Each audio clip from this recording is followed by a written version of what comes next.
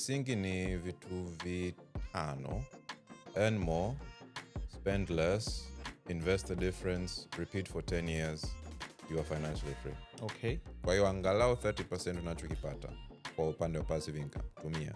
Njia gani ambazo mtu anaweza akatumia kupunguza matumizi yake? Utanuaje pombe ya 50,000 kwa bei ya 300,000?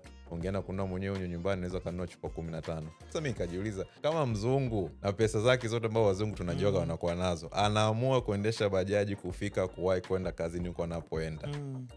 Wewe kama Mtanzania mbongo alafu unajidai kama una hela nyingi kwamba uendeshe gari unawahi kwenda wapi? To impress who? Ukienda kwenye hotel fulani, wewe unakula, wewe unakula.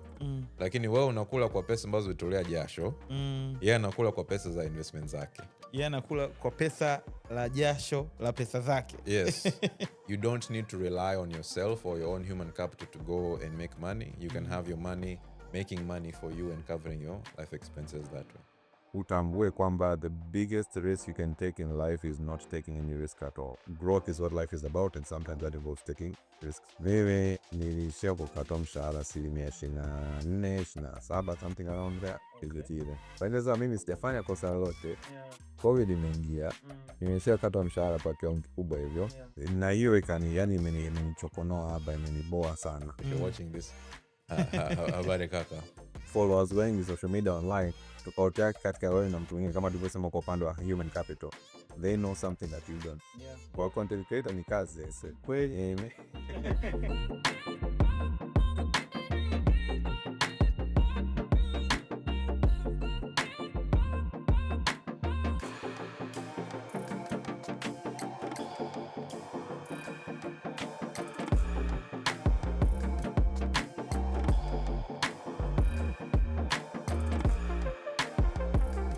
Hey guys, mambo vipi? Karibu kwenye Akili Mali Podcast, and we have a special guest for you as always. Leo tuna mtu ambaye inawezekana umemwona sana kwenye mtandao na amekumotivate kwenye vitu fulani kuhusu pesa. Leo mgeni wetu tuna Mr. Victor Muta. Karibu sana kaka. Asante sana kwa kunikaribisha kwenye podcast.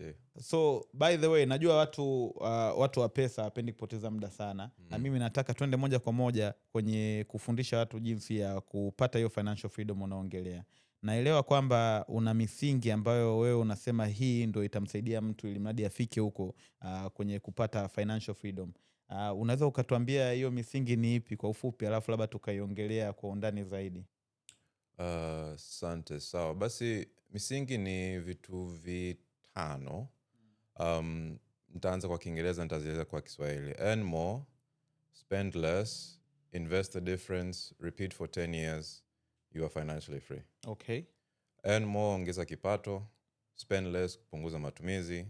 Invest the difference, wekeza hiyo pesa ambao una save ambao hutumii. Repeat for 10 years, kwa maana kwamba uwe na subira na kuendelea na kujenga tabia kwa kipindi cha angalau miaka 10. Na you'll be financially free, nikimaanisha kwamba baada hapo hutakuwa na stress hizi za nyingi za maisha ya kawaida kuhusu swala la fedha. Okay. Ndio. That's very interesting. Inaonekana kwamba ni simple, lakini kwa mtu kawaida akisikia tu inawezekana bado hajaelewa jinsi gani ya kufanya hivyo vitu kimoja kimoja. Kwa hiyo tukianza kwenye principle ya kwanza ambapo umesema ni earn more au kuongeza kipato, au sivyo? Je, ni hatua gani mtu ambazo anaweza akachukua labda kuongeza kipato? Kwenye kuongeza kipato, kitu kikubwa hapo ni kitu ambacho tunaitwa human capital. Au tuseme mtaji wa kibinadamu. Mtanisamehe kwa upande wa Kiswahili, mimi content zangu Kiingereza anyway.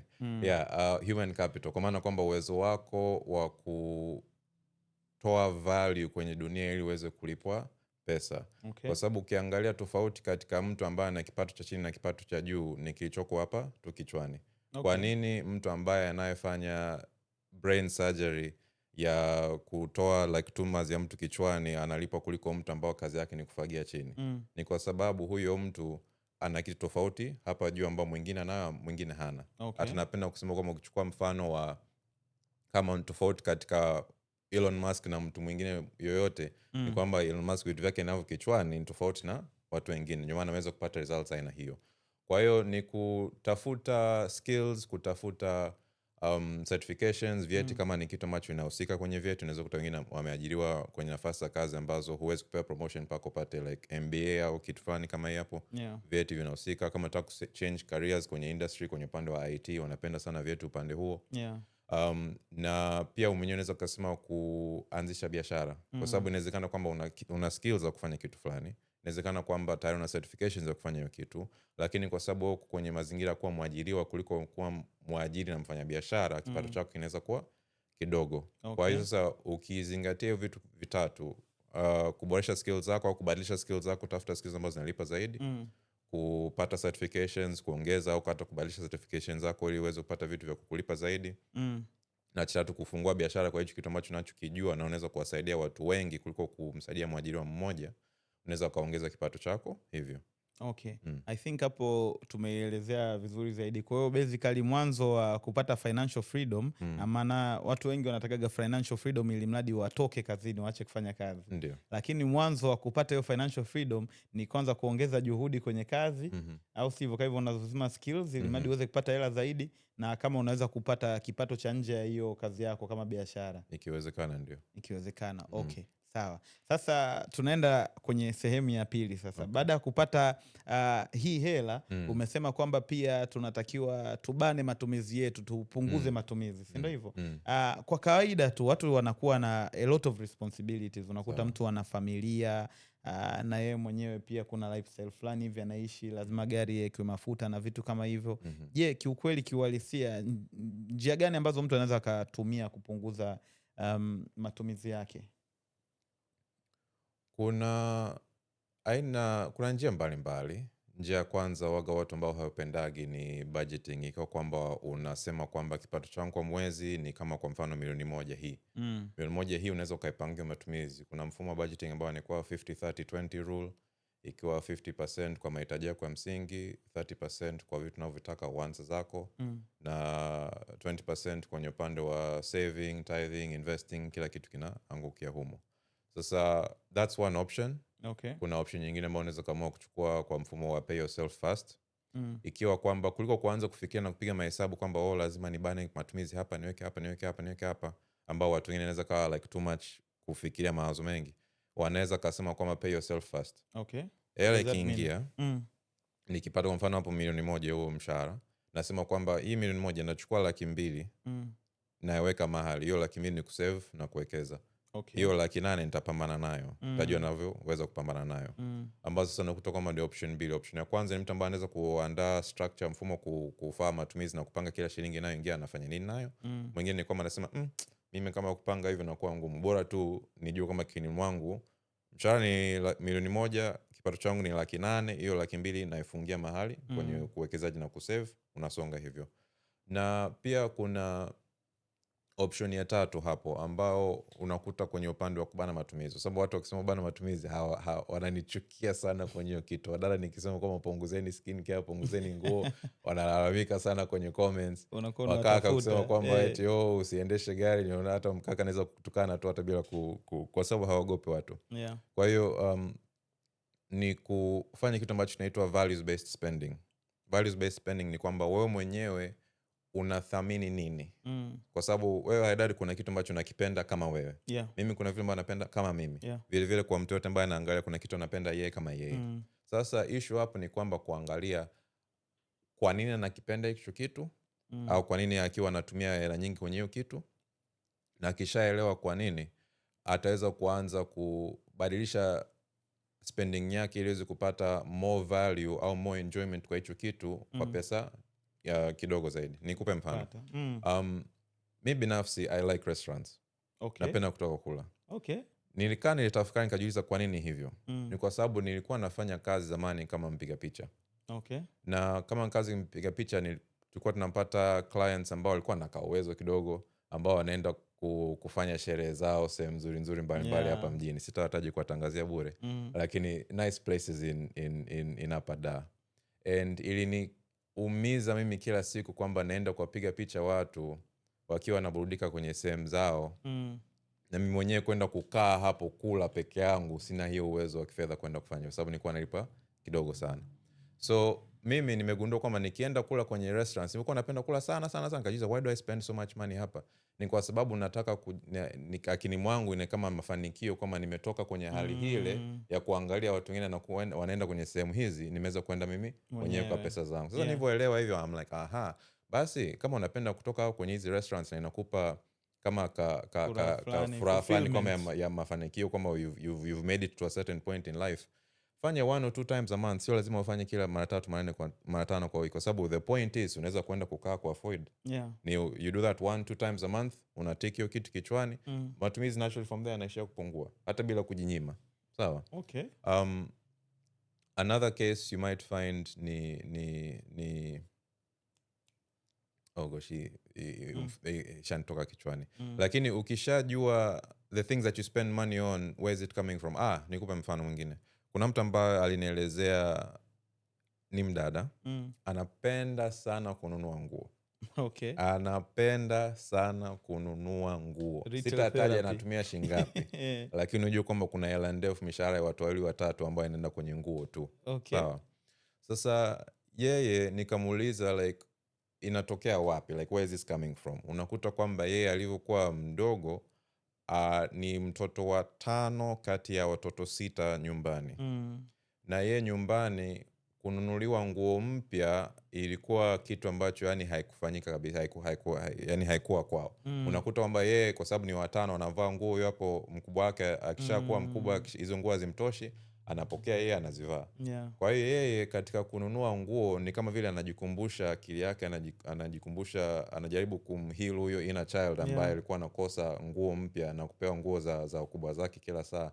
Kwa hiyo kila akiingia dukani, sio kama anaona nguo kama hana nguo ya kuvaa, anaona kwamba ni namna ya kuweza kujikumbusha ubongo wake na akili yake kwamba she has made it because she can get whatever clothes she wants. Sasa akishaelewa hiyo kitu, unakuta kwamba baada ya hapo matumizi yake yana naturally yanaishia kupungua, kwa sababu anaelewa tayari na nguo ninazotaka, nguo yote ninayotaka kwenda kununua naweza kununua. Kwa hiyo akiona labda mara 1 mara 2 ananunua kwa mwezi huo kamaliza, kuliko zamani ilikuwa ananunua mara 10, 12, 15, yani kila weekend anaenda kuchukua kama outfit 4-5 huko. Inakuwa hivyo. Kwa hiyo ukisema kwenye kupunguza matumizi, sio kwa lazima kwa kujinyima, ni kuelewa hasa kwenye kitu ambacho natumia ya pesa nyingi kwa hao ambao wana kipato ambacho kidogo iko kwa upande kidogo kubwa zaidi. Why do I spend this much money on this thing? Where is it coming from? When you find out where it's coming from, unaweza naturally kupunguza matumizi kwenye kitu, kwa sababu haitokani na unaacha kuspend kwa hisia, unakuwa unafanya strategically. Nieleze hivyo. Nakuelewa. Okay, that is a very interesting. Kiukweli sijawahi kusikia mtu yote aelezee kwa style hiyo. Kwa hiyo ya kwanza na just recap kwa kuielewa hapo. Ya kwanza ni kukaa chini na kupanga ile bajeti, kwamba hela yangu hii hapa, kila hela yangu najua inapoenda. Ndio. Ya pili ulisema ni to pay yourself. Pay yourself. Kwa maana ile hela ambayo unaiweka pembeni, ile ndo na pay myself. Yes. Okay, alafu hii sasa iliyobaki utapambana nayo. Nipambane nayo niishi. Lakini sasa sio labda hapo niweke, kwa sababu pia mimi nilikuwa na katabia moja zamani hapo. Nilikuwa na pay myself, lakini ile inayobaki ile haitoshi, unasikuta mwisho wa siku unavuta kwenye sehemu zile ambazo unaweza ukavuta afu unarudisha mwisho wa mwezi. I don't think hiyo inakuwa, it beats the purpose ukifanya hivyo. Yes. Lakini kitu cha kuwakumbusha watu. Hiyo hela ambao unasema wewe huwezi kuishi. Kwenye huo mji unaishi, kuna mtu ambaye analea, ana mke, ana mme, ana watoto 2 kwa pesa hiyo, na ana mambo anasomesha. Kwa hiyo toa kweli. Sometimes kuna watu ambao wana kipato cha chini ambacho hiyo no matter what you do you can't budget your way out of a very small income. Lakini kuna wengine ambao unakuta kwamba hii hela haitoshi, ni kichwani tu.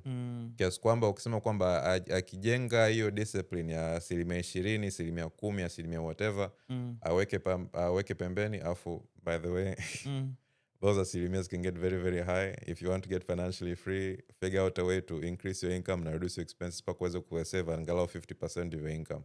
Okay. Sasa 50, ukienda 10, 20, 30 whatever percentage that you start with, weke pembeni.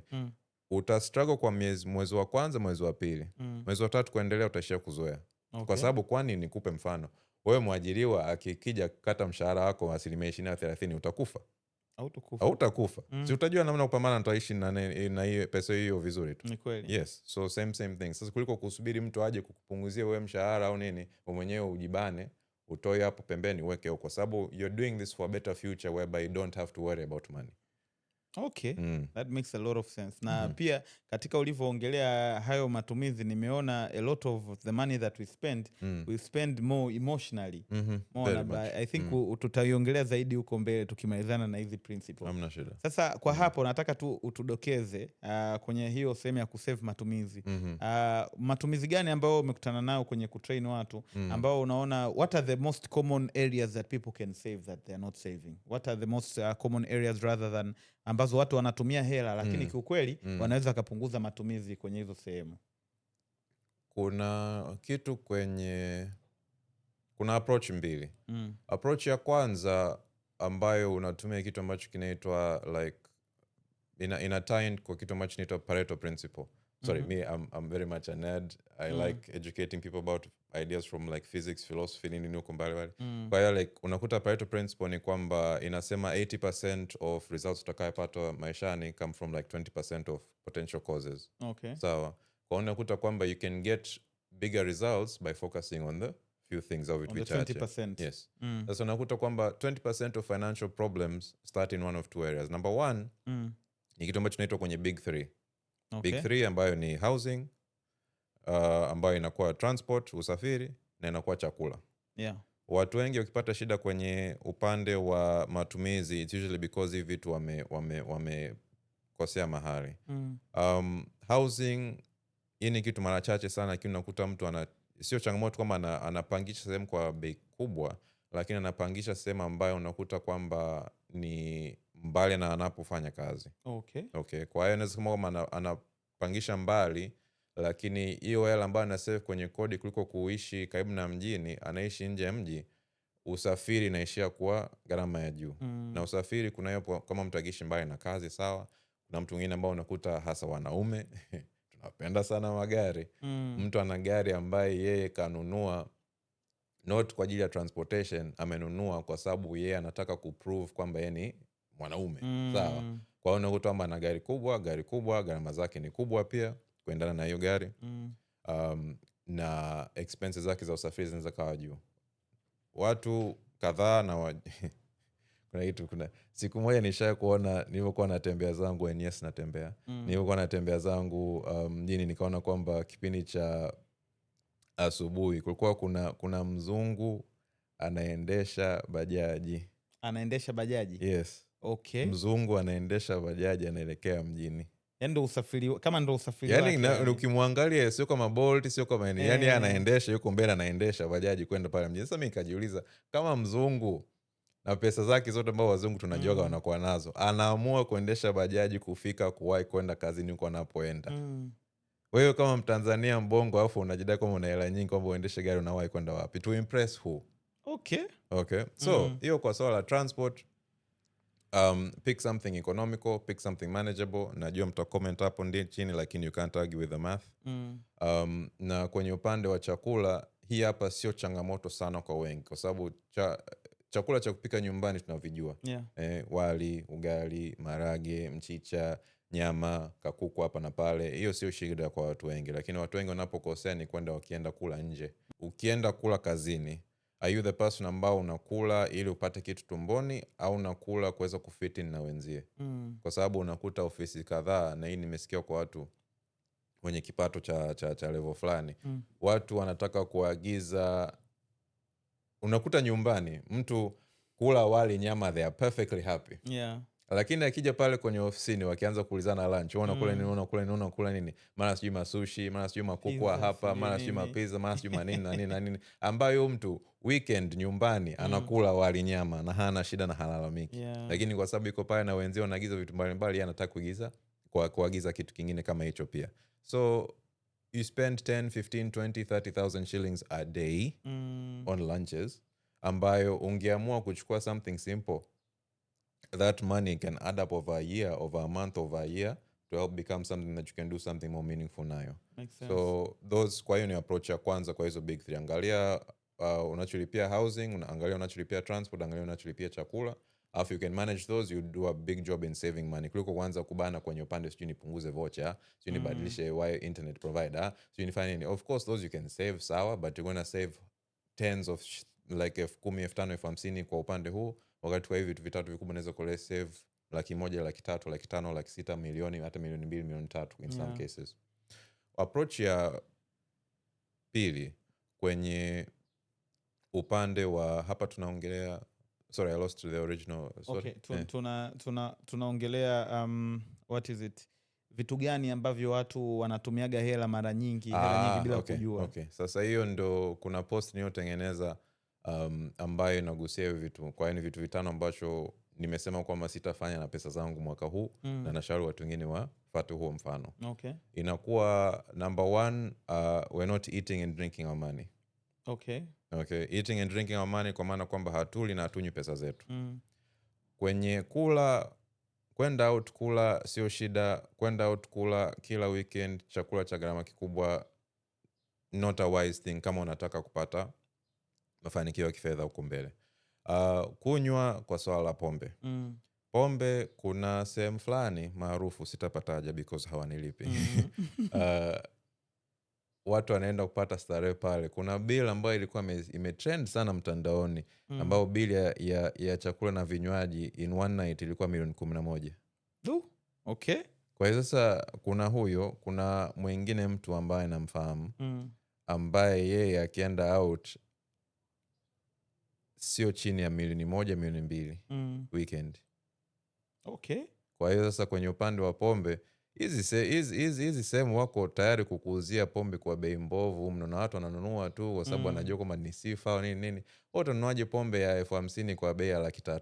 Yeah. Lakini kwa sababu inauzwa pale, nataka watu waonekane kwa watu na hela, have a good time nini, haya nipe hiyo 300,000, nipe 500,000, nipe 800,000. Kumbe ungeenda kununua mwenyewe huko nyumbani unaweza kununua chupa 15 and have a party at home. But anyway, hapo naenda mbali. Yeah. We are not eating or drinking our money. Cha pili is that we are not wearing or smelling our money. Wearing ni kumaanisha nguo, smelling ni kumaanisha perfumes. Na hii kitu wadada wananielewaga vibaya, kwa sababu nasema kwamba kwa nataka mimi nitoke nguo zimetoboka, na nataka ninuke kwapa na nini. Kuna tofauti katika kuvaa vizuri na kunukia, na kuna tofauti na kuwa na kabati iliyojaa nguo nyingi ambao hujavaa hata kwa kipindi cha mwaka mmoja, na bado unaendelea kununua vingine, ikiwa kwamba kila ukiona kiatu, kila ukiona pochi, kila ukiona shati, kila ukiona gauni, kila ukiona kitu lazima ukinunue. Na kuna tofauti katika mimi hapa na perfume 1, 2, 3 nazopenda versus mtu ambaye ana perfume 10, 15 humu ndani. Okay, yani ukiangalia gharama za perfume pale, akisema kwamba jamani mimi nataka kuanza biashara, sina mtaji nini, mtaji wako umetumia kwenye perfume, mtaji wako umetumia kwenye kabati hapo la nguo ambao umejaza manguo humu ndani. So there's a difference between those two things. Not wearing or smelling our money. Hicho hapo ni cha pili. Cha tatu, we are not drinking, eating and drinking our money, drinking, wearing and smelling. We're not driving our money. Kwa upande wa magari. Hiyo hapo na mifano ya watu wawili ambao wamenifuata DM kwamba Victor, nilivyoona post zako nilichukia, nilikasirika, sikuzipenda kabisa. Lakini unachoongea ni kweli, kwa sababu mimi hapa nimeamua kubadilisha gari ambayo nilikuwa naendesha, na kuna moja ambaye alikuwa na Prado amebadilisha kwenda kutumia gari nyingine, kuna mwingine kuniambia na gari gani lakini kabadilisha gari. Huyo wa kwanza wa Prado amesema matumizi yake ya mwezi kwa upande wa gari imepungua 900,000 kwa mwezi. Okay. 900,000 kwa mwezi times 12 is 9.8 million a year, karibia milioni 10 kwa mwaka, ambao sasa hiyo sidhani kama kuna mtu anabisha kwamba ni hela. Mwingine ambaye yeye anafanya kazi analipwa in dollars, kwa sababu mahesabu yake anafanya kwa dola, anasema kwamba ameweza kuokoa $400 kwa mwezi. Kwa maana kwamba hapo ni what, 1.1 million or so, at least $1 million, which over the course of a year 12 million. Sasa mtaniambia kwamba 12 million sio hela.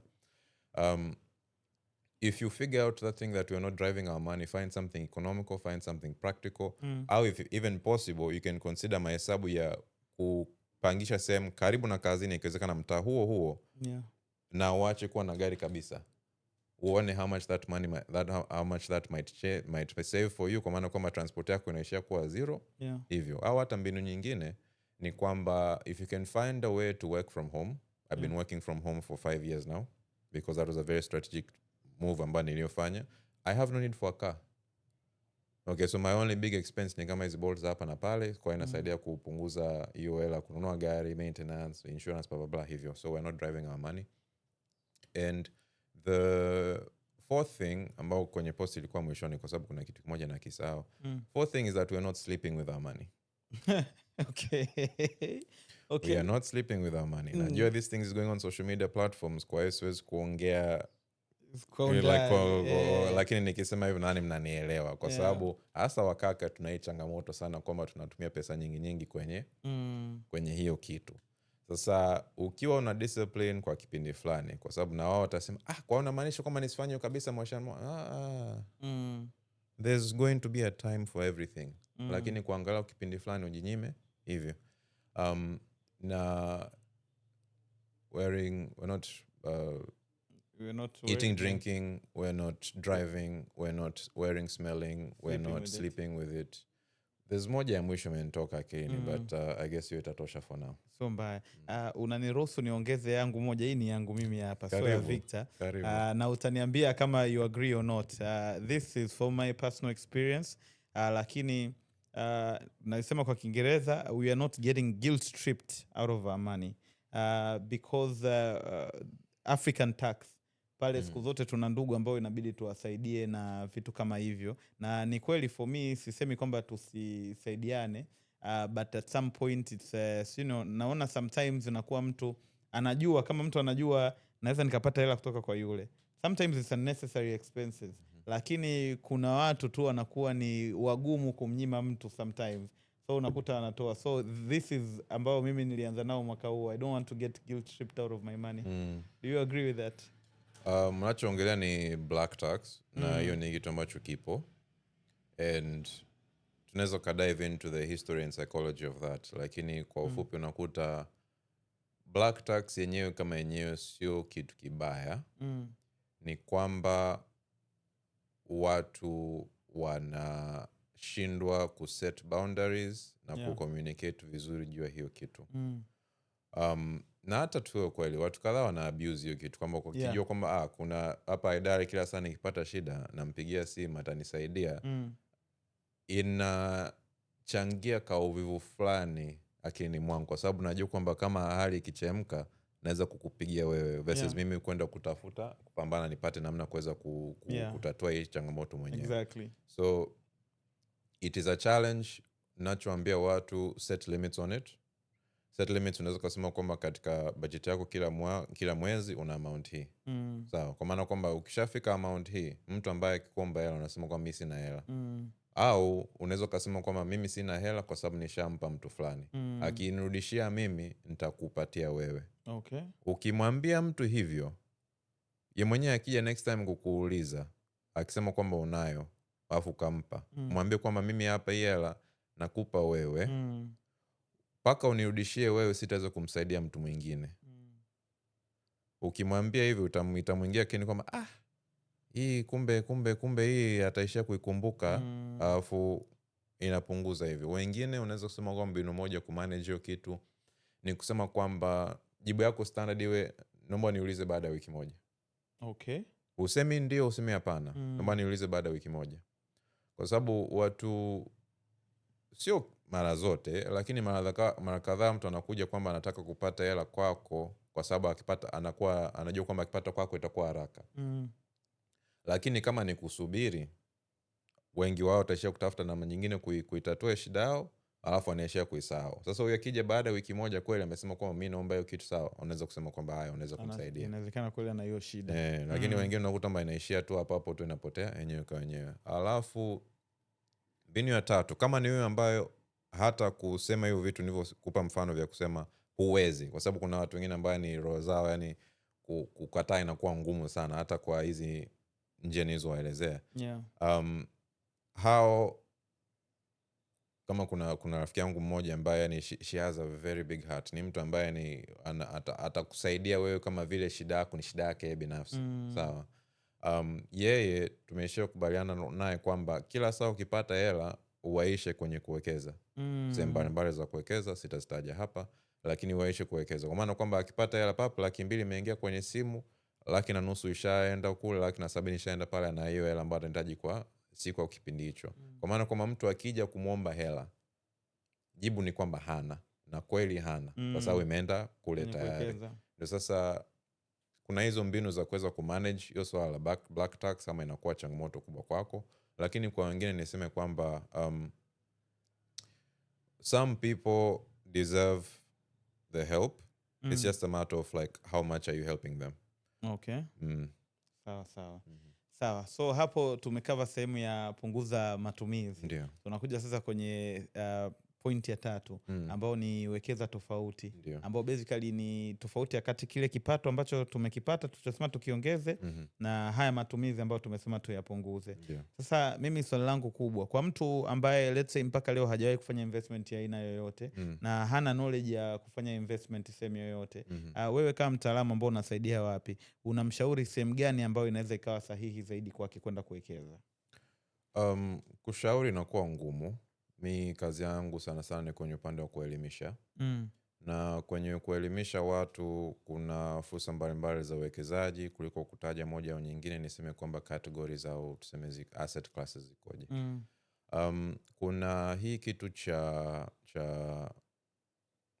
fixed deposits. Fixed deposit ni kwamba unaenda kwenye benki, unasema mi benki mina hela kiasi fulani, utaweza kuweka kama deposit kwenye benki yenu kwa kipindi cha mwaka mmoja, mtaweza kunipa nini?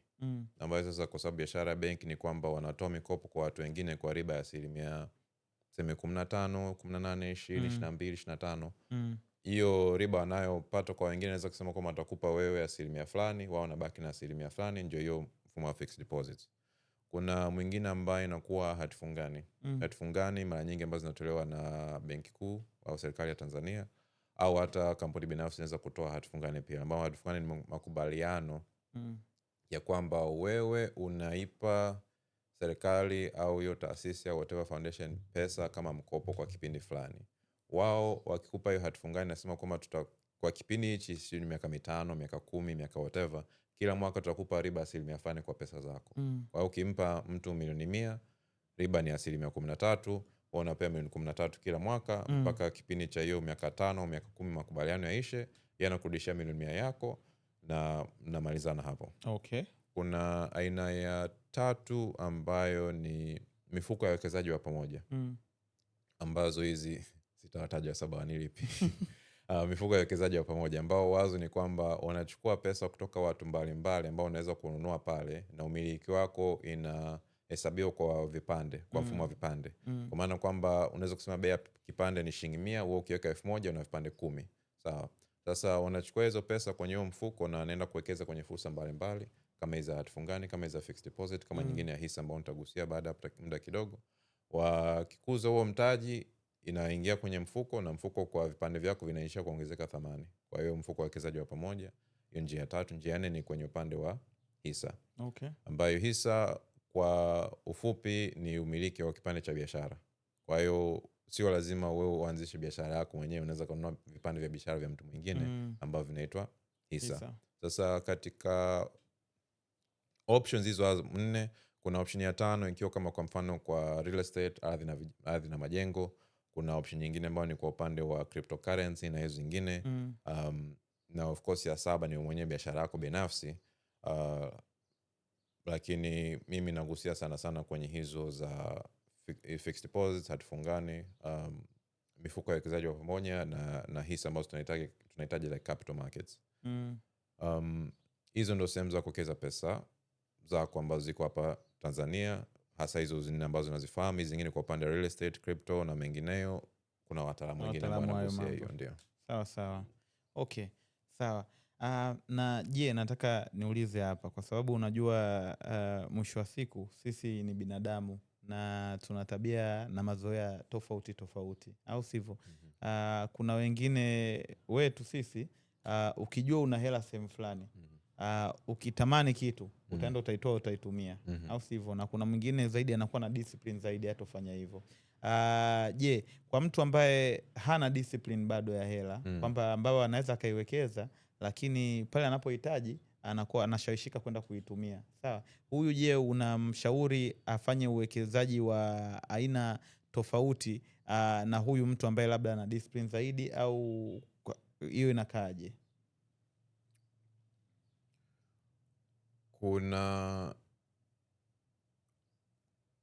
kuna kwa sababu hapo umeuliza kuna vitu viwili, kwa maana kwamba kuna discipline na kuna uwekezaji. Sawa, yeah. Ukiingia kwenye uwekezaji, kazi yako kubwa kama mwekezaji ni kutafuta return inayoridhisha, kwa maana kwamba kiwango cha return kinaridhisha, na pia ni return ambayo unaweza ambayo ina fit risk tolerance wako, kwa maana kwamba ni kitu ambacho wewe mwenyewe unaweza kukimudu, kwa sababu kuna vitu vingine ambavyo bei vikipanda vikishuka, mtu mwingine anaweza kaishia kupata heart attack na kaanguka, lakini kuna mwingine ambaye anaweza asikose usingizi, kwa maana kwamba sasa unachotafuta is where you can get return ambayo inaendana na uwezo wako wa kutolerate risk. Sasa ukiingia kwenye swala la discipline, kuna fursa kadhaa japokuwa ziko chache ambazo zinaweza kufunga pesa zako kwa muda mrefu. Kwa maana kwamba hiyo pesa ukiweka humo hauruhusiwi kugusa, ikiwa chini ya miezi 3, ikiwa chini ya mwaka, ikiwa chini ya miaka 5, ikiwa chini ya miaka 10, kipindi hicho kama haijapita hupati.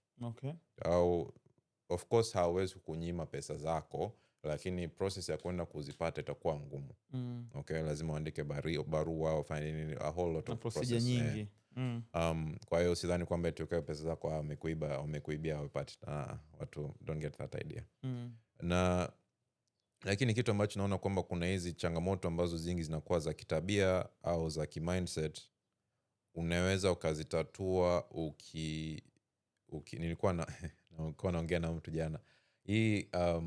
Ukiweza kubadilisha tabia, kubadilisha mindset. Tukumbuke kwamba sisi binadamu we are social animals. Kwa maana kwamba sisi tunapenda kuishi kwenye jamii na binadamu wenzetu. Sawa, sio ndio maana unakuta kwamba mara nyingi mtu akiwa anakaa peke yake sana anakuwa depressed, anapata changamoto za afya ya kiakili hivyo, kwa sababu tumeshazoea na tumeumbwa kuweza kukaa na wenzio kwa kiasi fulani. Of course kuna introvert extrovert, lakini anyway kwa kiasi fulani. Sasa because of the way our brains are wired for that, we have this thing whereby we want to fit in with others. Kwa hiyo if you have a problem when it comes to discipline with money, ikiwa fikra za watu au nini, look at the environment you're surrounded in, and you'll probably see that mindset in other people. Kwa maana kwamba kuna msemo, we are the average of the 5 people that we spend the most time around. Sisi hapa ni average, ni wastani. Kwa sisi hapa ni wastani tuna tabia, fikra zetu na imani zetu ni wastani ya watu 5 waliokuwa karibu au tuzunguka. Kwa hiyo kama wewe una hiyo kitu cha kutokuwa na discipline ya pesa, jitahidi ujiweke kwenye mazingira na watu ambao discipline wanayo. Ukikaa kwenye kundi la watu ambao wao wanapenda kuvuta, utavuta. Ukikaa kwenye kundi cha watu ambao wanapenda kunywa, na utakunywa. Na ukikaa kwenye kundi cha watu ambao wanapenda kuwekeza, kuongea kuhusu swala fedha, kuangalia maisha ya mbele na nini, na wewe utaishia kwa hivyo. Kwa hiyo hiyo discipline unaweza kuitatua kwa kuzungukiwa na watu ambao wana hizi vitu. Community zipo, mimi na community yangu binafsi, hiyo tutaongelea tena baadaye. Pili ni kukumbuka hiyo ya kitabia. Sasa unaenda kwenye upande wa why, what's your motivation? Sawa.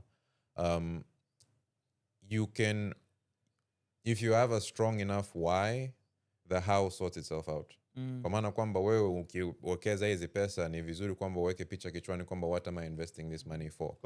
Kwa nini nawekeza? Na nawekeza kwa lengo gani? Na hiyo lengo, hiyo kitu ambacho kinakugusa rohoni, kiasi kwamba wewe ukisema kwamba kutoa hii kitu niweke sehemu pengine, unajibetray mwenyewe kwamba I am killing my future by taking this money out. So if the future is important enough kwako, hiyo kitu cha changamoto ya discipline ya pesa inapungua. Kuna kitu ambacho hasa wazazi wanaweza kaelewa.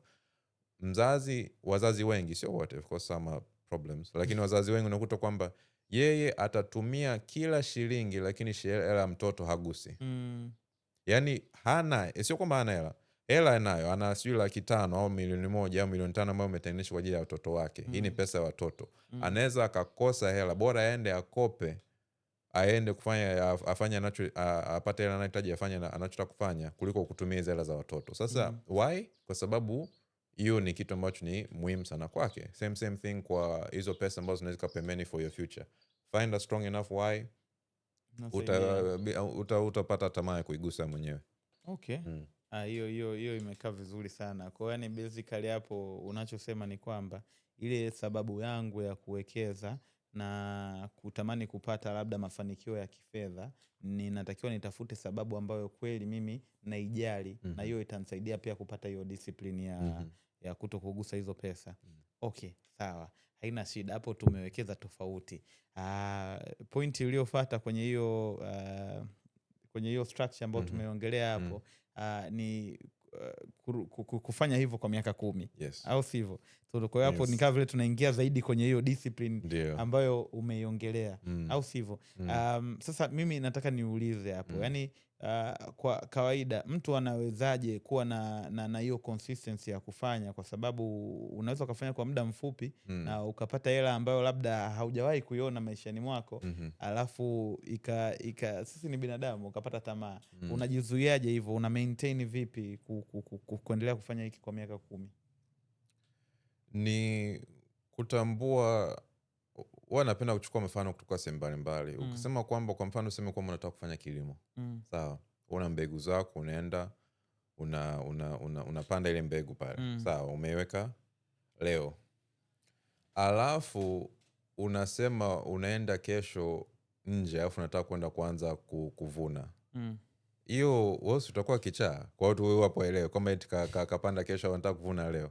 Lakini vile vile sisi hapa tukifika kwenye swala la uwekezaji, tunataka kwenye uwekezaji, kwenye biashara, kwenye upande wa afya, kwenye maeneo mbalimbali maishani mwetu, tunataka kwamba tukianza kitu leo tuone matokeo yake kesho. Which yani dunia haiendi hivyo. Ndio tuko kwenye dunia ambao ukichukua simu unaweza ukaingia Instagram ukaona kitu fulani ukaagiza na kufikia nyumbani kama baada ya nusu saa moja, au hata kupika sio lazima kupika tena, unaweza kaagiza chakula ikaletewa ukapasha kwenye microwave, kwa maana kwamba tushazoea vitu vya haraka haraka, na tunapenda vitu vya haraka haraka sana. Lakini dunia bado ni dunia, kwa maana kwamba principles na misingi ni kwamba kuna period ya kuplant na kuna period ya kuharvest, na lazima kuwa kuna muda hapo katikati. Inategemea na zao. Okay, kuna zao mengine ambayo haitaanza kuzalisha matunda mpaka miaka 10, 20, 30 baadaye. Sawa. Kwa hiyo wewe vile vile ukiingia kwenye uwekezaji, usiingie na mentality kama unataka kuingia leo upate kitu kesho. Ingia kwenye mentality kama mkulima. Unapanda mti leo, unasubiri baada ya miaka fulani, miezi fulani, miaka fulani inaweza kuzalisha matunda. Okay. So nikisema kwamba repeat for 10 years, mara nyingi naombeaga watu 5, kwa sababu akisikia 10 unaona kwamba 10 siwezi kuvumilia. 5 nalengea 5, kama 5 ni nyingi wako 3. Kwa sababu you need the time for that to grow. Na hata zaidi ya muda kwa investment zako kukua, you also need to change as a person. Okay. Mimi kadri ninavyozidi kuwekeza pesa over time, nikifikiria huyo Victor alivyo na mawazo yake kabla kuwekeza, na huyo Victor ambao ameshakuwa anafanya kuwekeza kwa kipindi cha sasa hivi miaka 3 kwa upande wa uwekezaji, kwa upande wa kuwa serious na fedha ni miaka 5, kwa tuseme like I'm basically about halfway on my journey kwa hiyo miaka 10 milestone. I am a completely different person.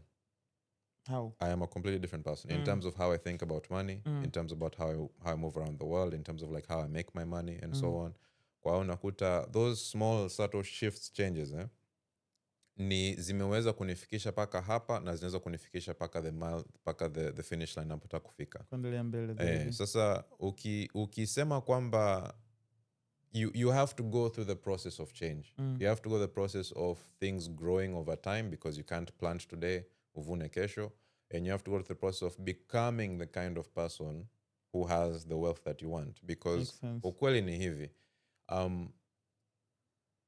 if you don't have $1 billion, for example, you are not the person who can have $1 billion. Makes a lot of sense. So like who you are is the results that you have in your life. Kwa maana kwamba if you want to become a wealthy person, sawa, if you wanted, I use $1 billion because it's a number, big number, aspirational in this how. If you wanted $1 billion and you are the kind of person who's capable of making $1 billion, you'd have $1 billion. Yeah. Okay. But at this point in time, for most people watching this, you don't have it yet, which means that there's a process that you have to change kubadilika kuwa mtu ambaye anaweza kumiliki bilioni. Na hiyo kama mnafahamu, binadamu kubadilika ni kitu kigumu mno. Yeah. Ni process ambayo inachukua muda pia.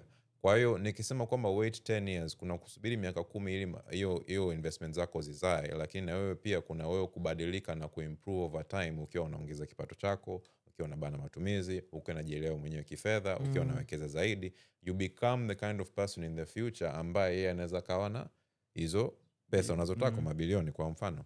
Sasa let me flip this other way. Kuna, if you don't go through that process of change, kwa maana kwamba that whole 10-year time, which of course you'll be investing to grow your money, but you'll also be changing kama mtu, kama binadamu, kama ni kitabia au as a person. If you got that money today, kwamba inatokea kwamba Haidar wewe una lengo la kuwa na bilioni 10 shilingi maishani mwako kwa mfano, sio kama umeniambia, nasema kwa mfano. Leo hii nakupa 10 billion. What do you think will happen? Kiukweli nitapata kicha kidogo. Utaishia kurudi to the level of character that you are right now. Yeah. So if your level of character right now ni mtu wa milioni 200, hiyo bilioni 10 mdogo tu itaishia kufika kwa mtu milioni 200. Okay. Lakini kama ukifanya kazi kwa kujibadilisha mindset na fikra zako, kiasi kwamba inawezekana kwamba hujapata bilioni 10, lakini ukipewa bilioni 10 you can still maintain it and you can still multiply it. Sawa? Ni kwa sababu you've gone through that change of character kuwa mtu ambaye anaweza kumiliki mabilioni. Sorry, hapo yes. Unaanza kunipa na nilijua kuna wale watu ambao tunasikiaga, kwa mfano unakuta mtu amepata hela za urithi, au watu ambao wanashindaga hizi jackpots hizo, wanakuwa wamepata hela nyingi sana sana, tunasikia hata huko nje.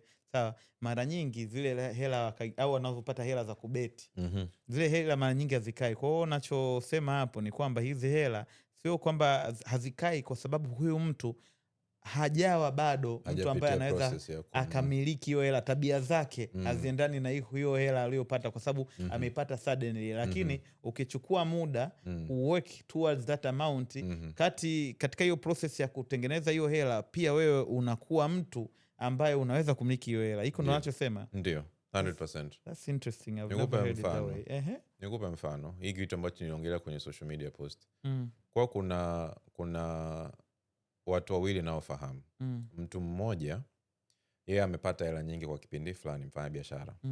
Hela kubwa sana ambaye like hundreds of millions in take home profit a year. Lakini ukiangalia what they have nje ya biashara yao, not much. Kuna mwingine ambaye nimeona safari yake ya uwekezaji over the last kind of wanna say 4 years. Kwa kipindi hicho hajawahi kupata kipato zaidi ya milioni 5 kwa mwezi. Okay. Lakini net worth yake mpaka sasa ni milioni 300, nadhani kaishaingia milioni 400 kwa net worth, yani mali ya uwekezaji wake, na hivyo ni kama milioni 400.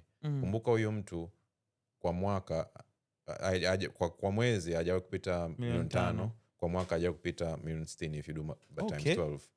Wakati huyu mwingine mamilioni, mamia milioni kwa mwaka, kila mwaka. Lakini nje ya biashara yake hana mali mengi. Kwa hiyo huyu hapa ambaye anajua anapana mdogo, yeye tayari najua kichwani mwake huyu hapa is a billionaire. Ni kiasi tu cha hela tu ifikie pale, kwa sababu kipato chake ni kidogo, lakini angekuwa na kipato kikubwa angeshafika mapema. Lakini huyu tayari is a billionaire. Kwa maana kwamba huyu ukimpa bilioni atakuwa mbali sana, kwa sababu with less than 5 a month amefika paka 400. Sasa huyu mwingine ukimpa bilioni hiyo, kwa sababu sikashazoea kwamba hela nyingi inaingia, hela nyingi inatoka, na hiyo bilioni inaingia na hiyo bilioni itatoka hivyo hivyo. So you have to go through the process of becoming a different person, which when you take that journey and you walk that road kwa hiyo kipindi cha miaka 10, along the way you will change and become the kind of person who can handle and manage large amounts of money. Unakuta mtu, tukikaa kwenye hizi conversations za uwekezaji, jana nilikuwa na meeting kadhaa na watu, kuna mtu ambaye I respect him so much, lakini kwa sababu ilikuwa at a private meeting sitaweza kumtaja. If you're watching this, habari kaka. Net worth yake 2.6 billion. Yes. Na anavyoongelea hela yani anaongelea hela za milioni 10, 20, 50, 70 kama vile watu wakati wanavyoongelea 10,000, 20,000, 50,000. Sasa ukianza safari kama hii na unaweza kukutana na watu kama hao, na mwenyewe mindset yako inaishia kuexpand kiasi kwamba kuna mtu wa kawaida ukimpa milioni 10 anaanza kupata kichaa. Anaanza kufikiria kwamba hii pesa naweza kutumia inafanya hivi, wiki moja baadaye unakuta yote shaesha. Lakini kama wewe ukisha kuongea na hao watu na unaona kwamba the moves wanazofanya na nini, wewe unaona kwamba milioni 10 ni hela, ndio nashukuru nimepata, ndio, lakini hii sio dunia, hiyo sio kila kitu. Haya, nichukue milioni 10, chukue milioni 5 nifanye biashara fulani, milioni 5 niwekeze kitu fulani, alafu lengo lako ni kupata amounts kubwa zaidi, kwa sababu kichwani mwako milioni 10 sio hela. Kichwani mwako hela ni bilioni. Shakuelewa. Yeah. So swali kwanza hapo, na mimi napenda kuvichukua hivi vitu afu kujiona venyewe kwenye maisha yangu. Mimi nimeanza safari ya uwekezaji Januari hii hapa. Okay. Au sivyo? Na kiukweli katika vitu ambavyo naona nimebadilika, siku hizi sio mrahisi kutoa hela kama nilivyokuwa zamani. Ndo hayo mabadiliko ambayo unaongelea. Ndiyo. Na cha pili hapa ambacho nimeona, utaniambia kama ni sawa, ni kama vile ambapo tuchukulie mfano labda mwanamuziki. Unaweza kuwa mwanamuziki mzuri lakini bado haujajulikana. Kwa hiyo unachoniambia hawa watu ambao tayari wamejenga hizi tabia za kifedha, basically ni mabilionea ambazo ni bado tu zile hela hazijafika. Lakini mindset na kila kitu ni bilionea. Lakini kwa upande mwingine pia unaweza ukawa na hizo hela unazo, lakini mindset yako bado haijawa ile ya kibilionea ambao ndo wale watu wanaopoteza hizo hela. Interesting stuff. Nitakuuliza swali moja ya mwisho kwenye hii section hapa. Okay.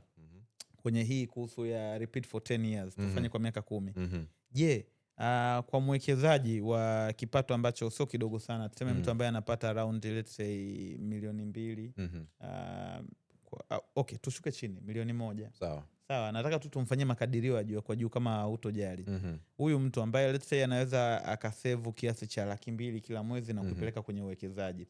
Baada ya miaka 10, uwezekano wake wa kiasi ambacho anaweza akawa nacho kutokana tu na hizo 200,000 za kila mwezi, unaweza ukatupa namba hapo, anaweza akawa amefika kwa kiasi gani kwa hiyo 200,000 tu? Uwekezaji wa aina tofauti na returns tofauti.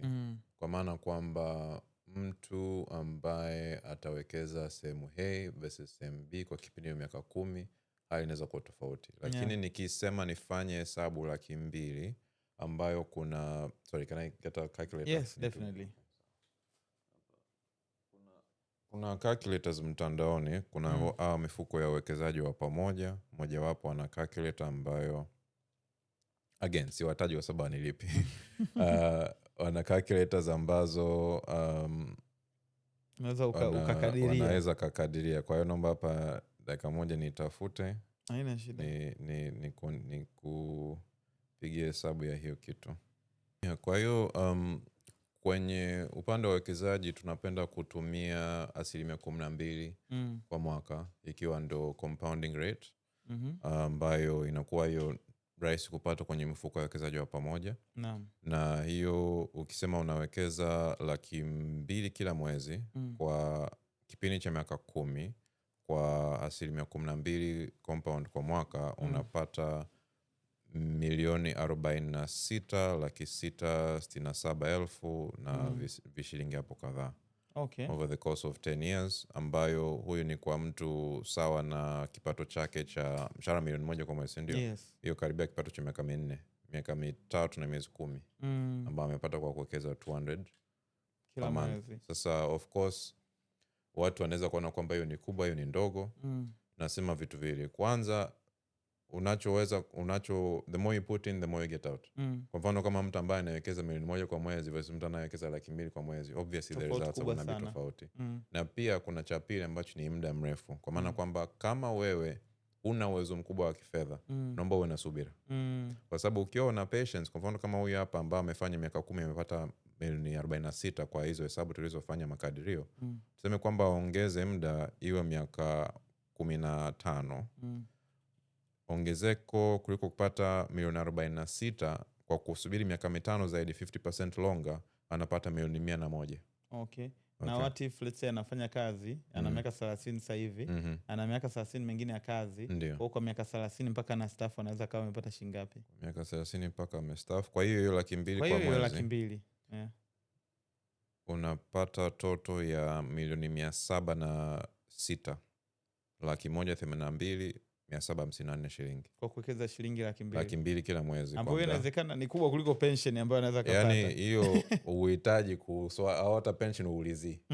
Unategemea tu uwekezaji wako, na uzuni kwamba ukiwekeza kwenye vitu kwa sababu inaendelea kuzalisha 12%, sio kwamba una hii tu sasa hivi unakuwa sio kwamba sasa hivi unakuwa kwamba una milioni 706 ambayo inazalisha 12% kwa mwaka, ambayo ukisema kwamba 12% yake, nifungue calculator hapa, 706 182754 times hiyo 12%, unapata milioni 84 kila mwaka, ambayo hiyo of course watu watasema miaka 30 nini thamani ya hela. Sawa, lakini thamani ya hela leo sio sawa na mwaka wa 99 96 huko, lakini mtu akisema kwamba ukupe milioni 84 leo, utakataa? Hauwezi kataa. Vile vile ukiwa hapo in the future, sawa, hii hapa inaweza kama imepungua thamani, hatukatai, lakini bora ungekuwa na hii hela au usiwe na hiyo hela, bora uwe nayo. Na kwa 200,000 kwa mwezi umejinyima nini? Hapo tumepiga mahesabu kwa kiasi ambacho bado kidogo. Kuna watu wengi ambao wanaangalia wanapata zaidi ya hiko na wanaweza wakawekeza zaidi ya hiko. Of course. Na hiyo kadri kipato chako, kwa watu wengi kipato kinaongezeka over time. Ukiwa unapata experience, ukiwa unajifunza biashara, ukiwa unafanya mbinu mbalimbali, ukiwa unajenga network na kadhalika. Kwa hiyo unakuta kwamba hiyo 200,000 na invest hivi sio unabaki hivyo milele, unaweza kusema kwamba unaongeza. Na ukiongeza results zako of course inaongezeka kwa upande huo. Na pia tumeipigia kwenye sijui nisemaje, katika return ambayo inawezekana sana ni tofauti. Kwa mfano kwenye return za hisa kwa mfano, kuna uwezekano mkubwa angepata return maradufu kubwa sana zaidi ya hiyo. Ukiangalia historical trend. Of course kwenye upande wa hisa tunaingia kwa sababu nasema hisa ni biashara ni hisa. Don't try to tofautisha hivi vitu viwili. Ni kiasi cha kwamba unanunua biashara ya mtu mwingine kuliko kuanzisha kwako binafsi. Kwa hiyo returns za pale kwa upande wa hisa zinaweza zikawa kubwa kiasi kwamba huyu kufika milioni 700 kwa kuwekeza 200,000 kwa mwezi, ambayo imemchukua miaka 30, kwa upande wa hisa soko ikienda vizuri inaweza kumchukua miaka 7 10. Okay, much faster. But of course kwa upande wa hisa lazima uelewe, ni kama vile huwezi kufungua biashara ambayo huielewi. Umesema kwamba uko kazi, unafanya kazi ofisini kama mhasibu, alafu nasema mimi nataka kufungua bucha. Lazima uelewe biashara unayofanya, vile lazima uelewe kampuni nayo uwekezea ikwaje, ndio ukipata uelewa na ukichagua nani sahihi na uchumi kiendelea kufanya vizuri, results kama hizo kwa muda mfupi zaidi kuliko miaka 30, miaka 7 10 hapo unaweza kupata. Na labda hapo cha mwisho nimeonaga kwenye past shows ambazo tumefanya, kuna watu walikuwa na comment, hiyo hela miaka yote hiyo si bora nikabeti. Lakini katika kitu ambacho sasa nimejifunza leo hapa, ambazo utaniambia kama ni sawa, ni kile kitu cha kwamba kadri unavyowekeza polepole pia inakutengeneza wewe kuwa tayari kuweza kumiliki kiasi kikubwa cha pesa na kutengenezea discipline na kubadilisha na wewe. Lakini hela ya kubeti haiwezi kukubadilisha in terms ya wewe. Utapata kile kipato lakini hautopata ile discipline kwa sababu haujajinyima kwa miaka 10, kwa miaka 20. Nitakuwa sahihi kusema hilo? Ni kweli, kwa sababu kuna hizi pesa za kubet au tuseme pesa za haraka, hizi nyepesi. Kwa sababu hatujatolea jasho, hatuna kama uchungu nayo fulani hivi. Unaona kwamba wanaishia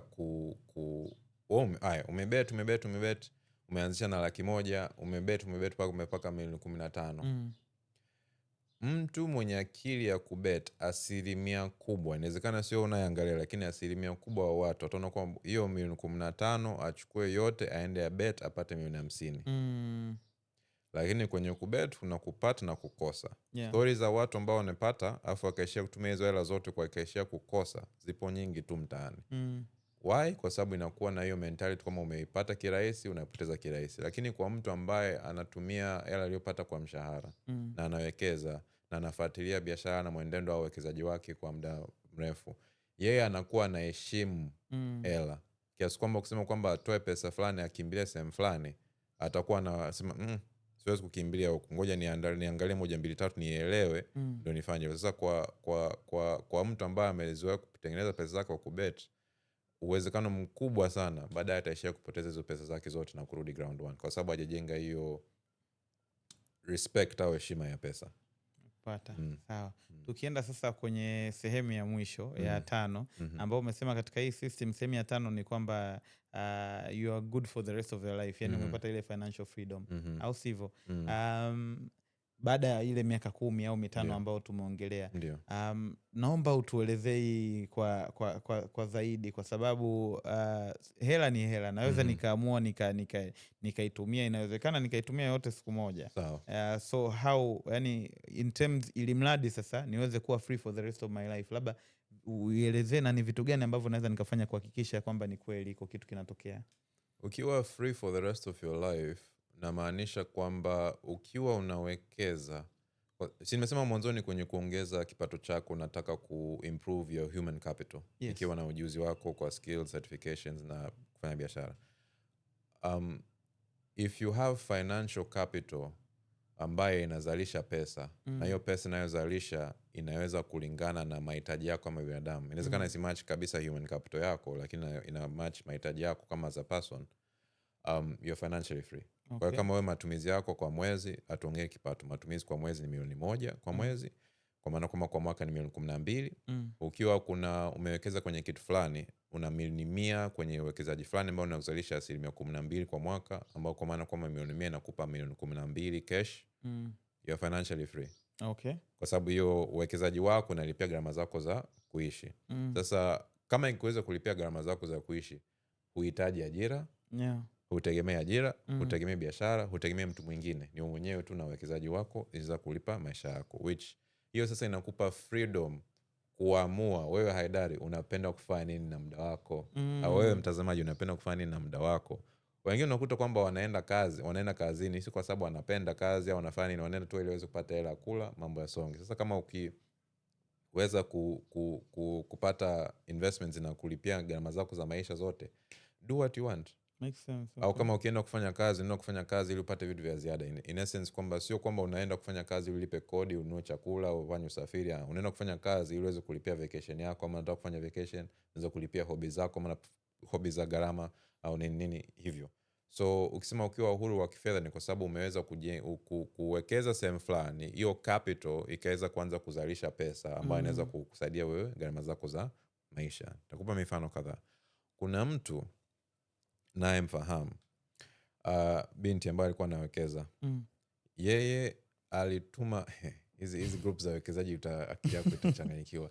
Alituma picha kwenye group akiwa ameendesha gari mpya, na amesema kwamba, na maneno caption yake ilikuwa fupi, lengo la gawio ikimaanisha kwamba kampuni ambayo ina hisa ikipata faida, na hiyo faida inalipa kadhaa kwa wanahisa. Kwa hiyo lengo la kununua gari kutumia gawio imetimia.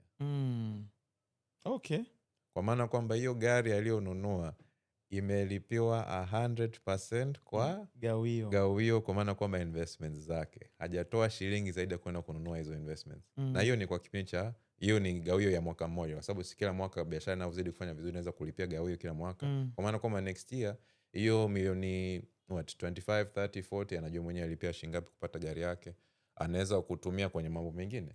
Kuna watu ambao wanasafiri na gawio zao, kuna watu ambao wanajenga na gawio zao, kuna watu ambao wanaishi maisha ambayo wewe, hebu fikiria, unaweza ukaenda kwenye hotel fulani, wewe unakula, wewe unakula, lakini wewe unakula kwa pesa ambazo ulitolea jasho, yeye anakula kwa pesa za investment zake.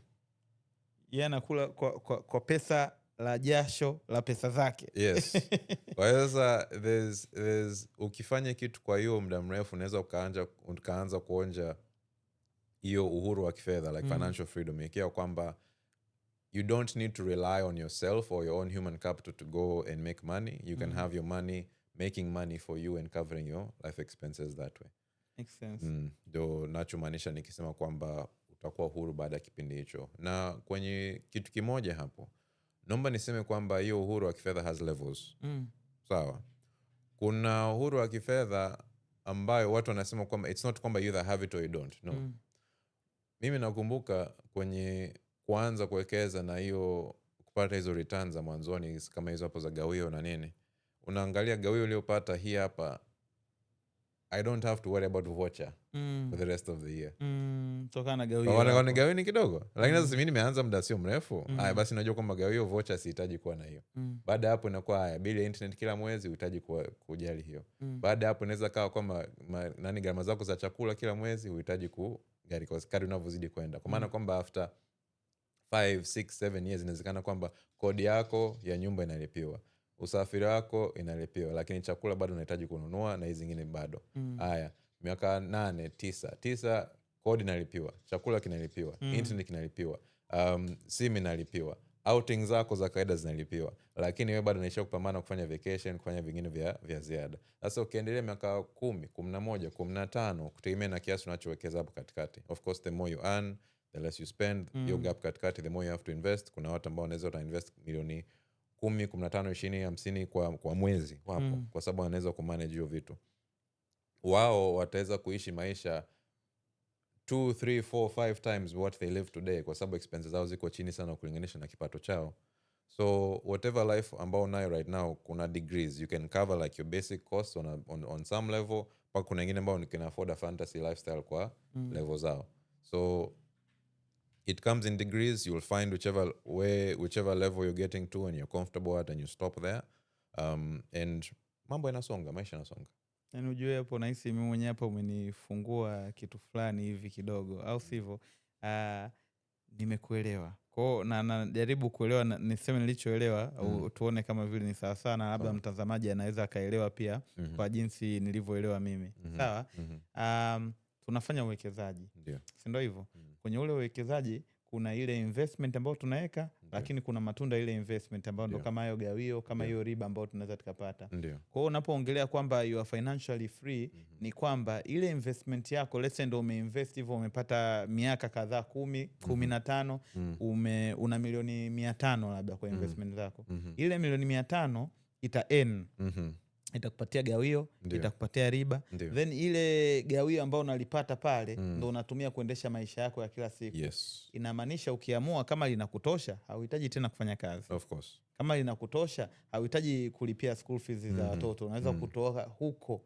Hata kama unaendelea kufanya kazi, ule mshahara wako wewe hautotumika kwenye yale mambo. Ndio. Lakini cha pili nilichoelewa ni iko. Lakini pia hata kwenye level ndogo, alafu nitamalizia na swali moja tu hapo.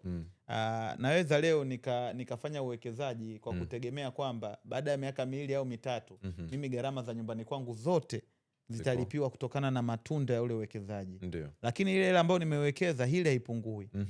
Inawezekana ikaendelea kuongezeka, lakini ninakuwa natumia tu yale matunda yake ambayo pia yataendelea kuongezeka. Ni hivyo ndo nipo sawa sawa.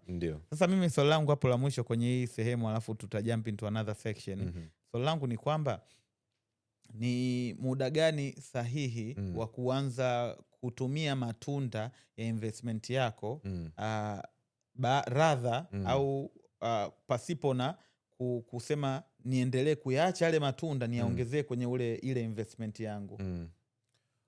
Hiyo kuna mawazo mbalimbali kuhusu hiyo. Wengine wanasema kwamba kila unachokipata kwa uwekezaji wako reinvest yote.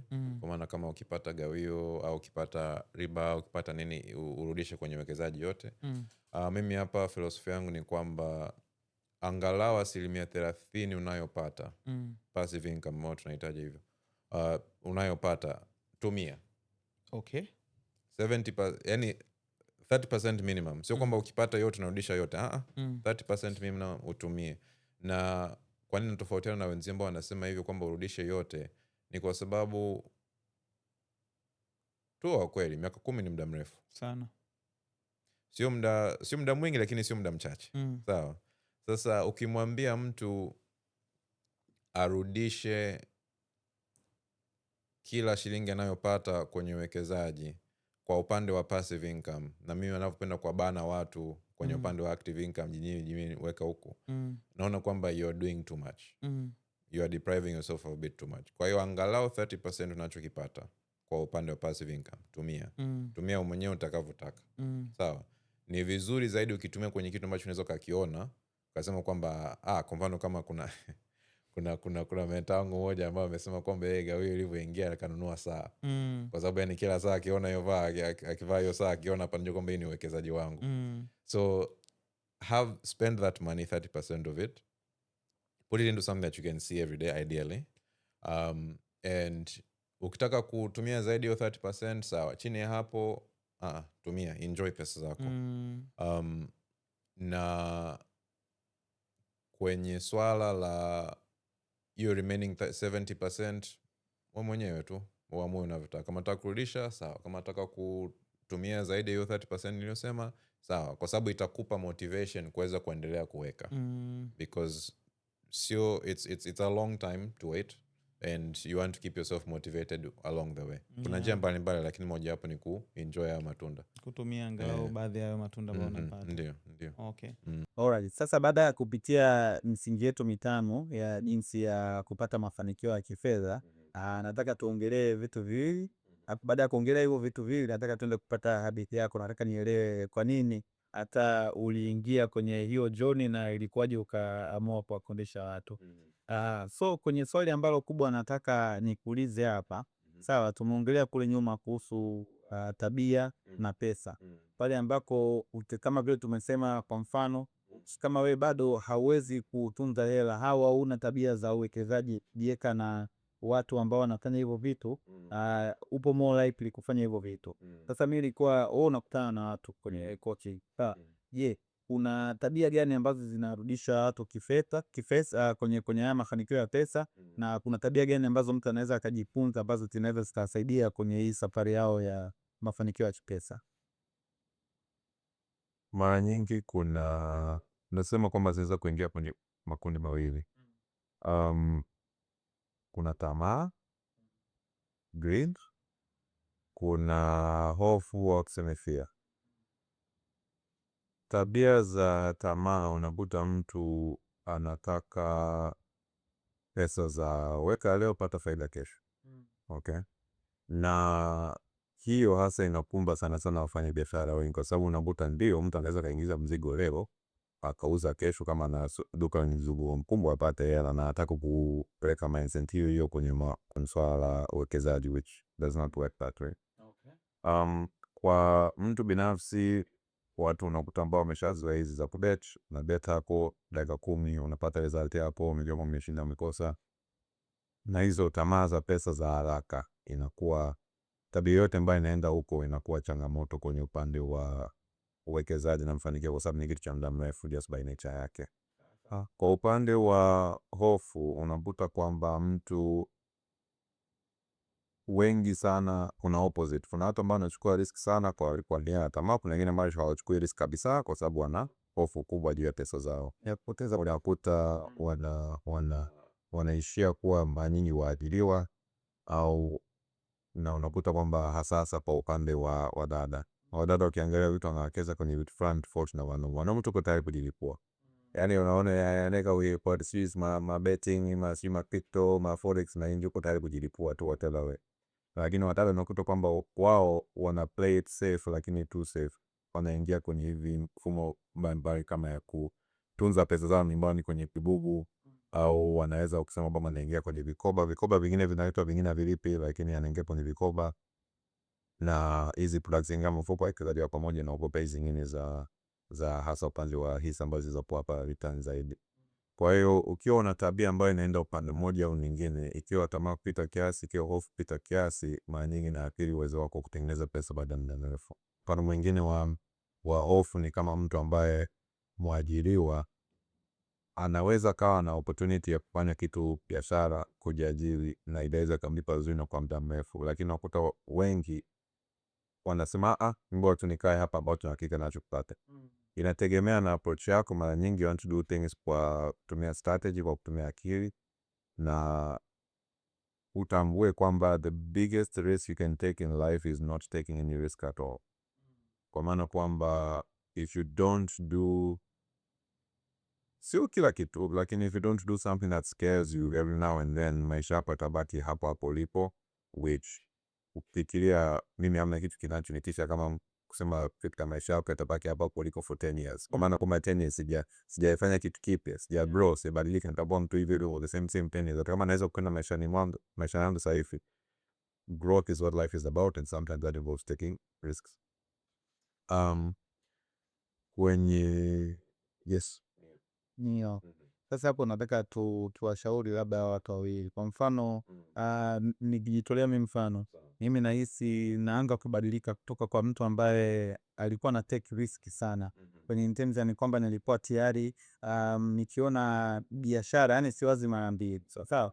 Kwa mtu huyu ambaye saizi yupo tayari kuchukua risk sana, labda akazoea mambo ya betting. Sawa. Je, kuna vitu gani ambavyo anaweza akafanya ili mradi kutake risk ambayo ipo manageable au kuweza kudetermine hiyo risk? Na kwa mtu ambaye hayuko tayari kuchukua risk, kama wao dada ambao umeogopa, ambaye mtu labda anaogopa hata kwenda kuchukua hela yake labda kuiweka kwenye soko la hisa au kuipeleka benki, huyu naye tunamshauri vipi? Tunawapaidiaje hawa watu? Kwa wote wawili shauri ni huo moja. Mtu ambaye anachukua risks nyingi anachukua risk kama 10 apunguze paka tuseme wastani wa 5. Mtu ambaye anachukua risk 1 au 2 aongeze paka zile 5. And the way that you do that is to just limit risk zako. Kwa maana kwamba unakuta mtu watu wanatishaga sana. Unakuta mtu amesikia kuhusu habari fulani ya uwekezaji, amechukua milioni 50, ametupia humo, afu ndo baadaye anakuja kuuliza Victor, hii hapa inakwaje? Huyo too much of a risk taker. Alafu kuna mwingine ambao unakuta kwamba anakuja kwanza anauliza kuhusu wala uwekezaji na kwaje, unamuelimisha, anaelewa, alafu anapotea, mwakani anakuja kukuuliza tena. Kwa maana kwamba mwaka huo mzima hafanya chochote, took zero risk. Hapa nachopenda kwa shauri hao wote wawili, useme kwamba una limit risk zako kwa kiwango fulani. Sawa. Don't take there's no risk that should kill you. Like, don't take any risk that, even if there's a 1% chance of like not surviving or not winning, don't do it. Sawa.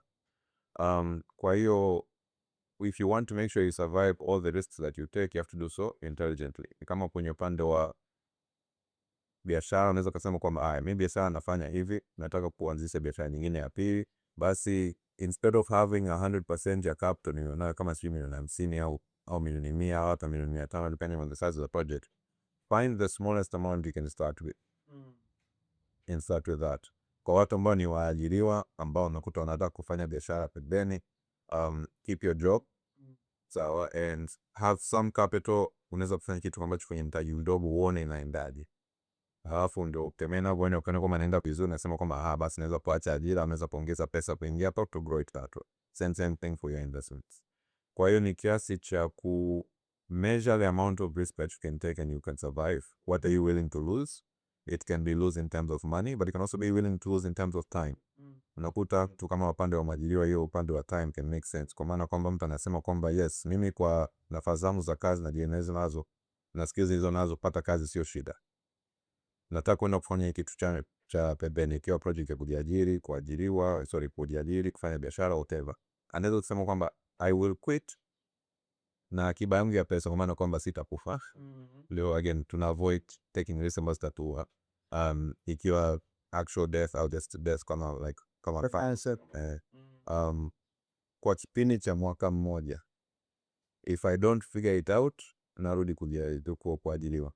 Okay, so nakuta in the case kama kwa mfano mme na mke, mme au mke mmoja hapa anawaza biashara, mwingine abaki na ajira yake ili nyumbani waweze kupata pesa, na yule mwingine anaenda kuchukua hiyo spot. Kipindi cha mwaka mmoja, miaka miwili, ikifika hiyo deadline yake ambayo amechagua, ndio hapo atasema kwamba either narudi, kwa maana kwamba sijatimiza ile lengo, I took this risk, it did not work out, narudi, au naendelea nayo kwa sababu naona kwamba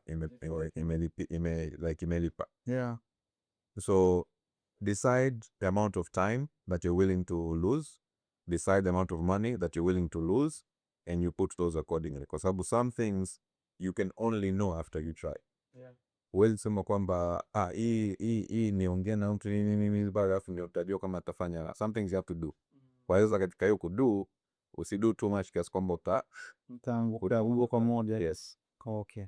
Kwa hiyo ni kwa pande zote mbili ni tujifunze kuchukua risk ambazo zipo manageable basically. Na usichukue risk ambayo itakutoa nje ya mchezo kabisa. Yeah, makes a lot of sense. Sawa. Kitu kingine ambacho nilitaka nikuulizia hapa inaweza inaendana na hapa tulichoongea. So watu wengi wanatamani watoke kwenye ajira waende kwenye biashara. Watu wengine wanaona hawafanyi uwekezaji kwa sababu wanaamini kwamba wanaweza wakapata faida zaidi kwenye biashara. Utarekebisha kama nimekosea, lakini kwa wewe ambapo una coach watu, unashauri zaidi waende kwenye uwekezaji kuliko kwenye biashara. Kama wewe ni mwajiriwa, wekeza. Kama wewe ni mfanya biashara, wekeza. Kwa sababu regardless of where you are, niseme lengo la kuwekeza, unawekeza kwenye vitu ambavyo havihitaji muda wako, usimamizi wako kufanya. Ukinunua hisa ya kampuni fulani, hiyo kampuni ambazo ziko maarufu kwenye stock exchange yetu hapa Tanzania, zimekuwa na historia ndefu, zimefanya miaka mingi na zitaendelea kufanya bila wewe kuweza kusimamia. Kama vile kusema kwenye una duka lako Kariakoo, unasimamia na chukua mzigo hapo, unafanya nini pale, au ukiwa mwajiriwa lazima uingie ofisini kwenda kufanya kazi au whatever. No.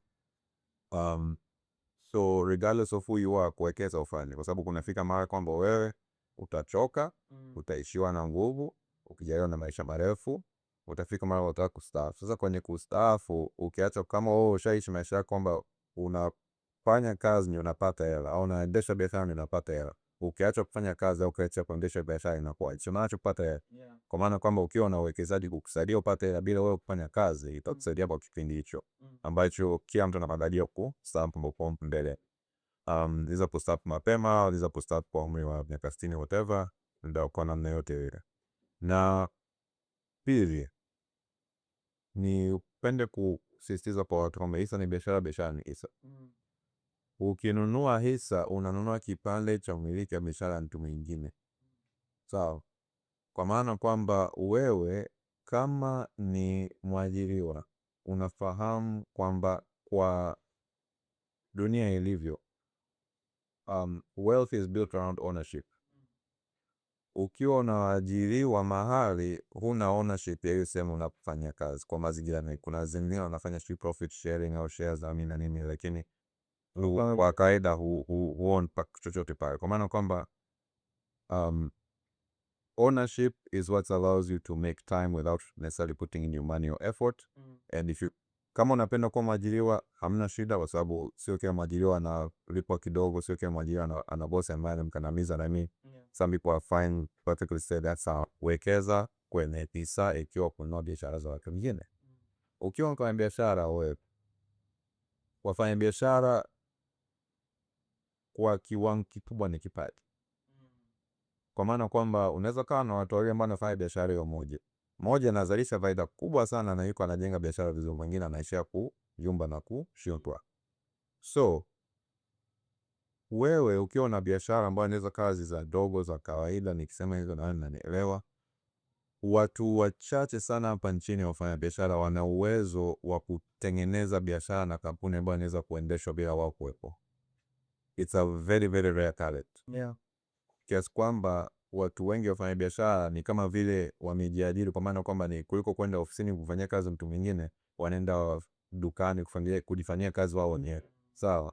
So wako in the same trap kwamba lazima watumie muda wao kuweza kupata pesa.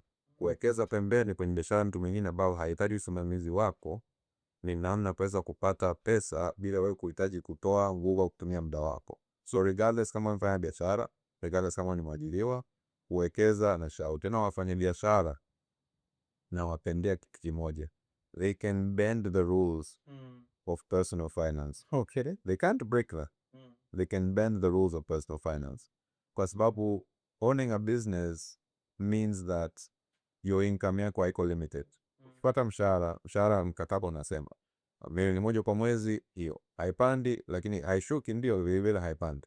Au ukiongeza labda mapadio za nini, lakini haiwezekani kwamba mshahara wako $1,000,000 alafu ukijumlisha na kila kitu unakuwa $10,000. Haifiki huko. Lakini kwa mfanya biashara, ukiwa na kipato hapo kwa $1,000,000, kukuza mpaka $10,000 is very doable. Kwa unakuta kwamba wao na hatakuwa na kipato kikubwa, you can bend the rule. You can't break them. You can't break them. Kwa sababu hata ukiwa na kipato cha $50,000 kwa mwezi, mara nyingi ambao wafanya biashara sio waajiriwa, lakini japokuwa waajiriwa wana kipato kama hiyo wachache wapo. you can't be spending 50 million shillings a month 100% of your income and still get wealthy.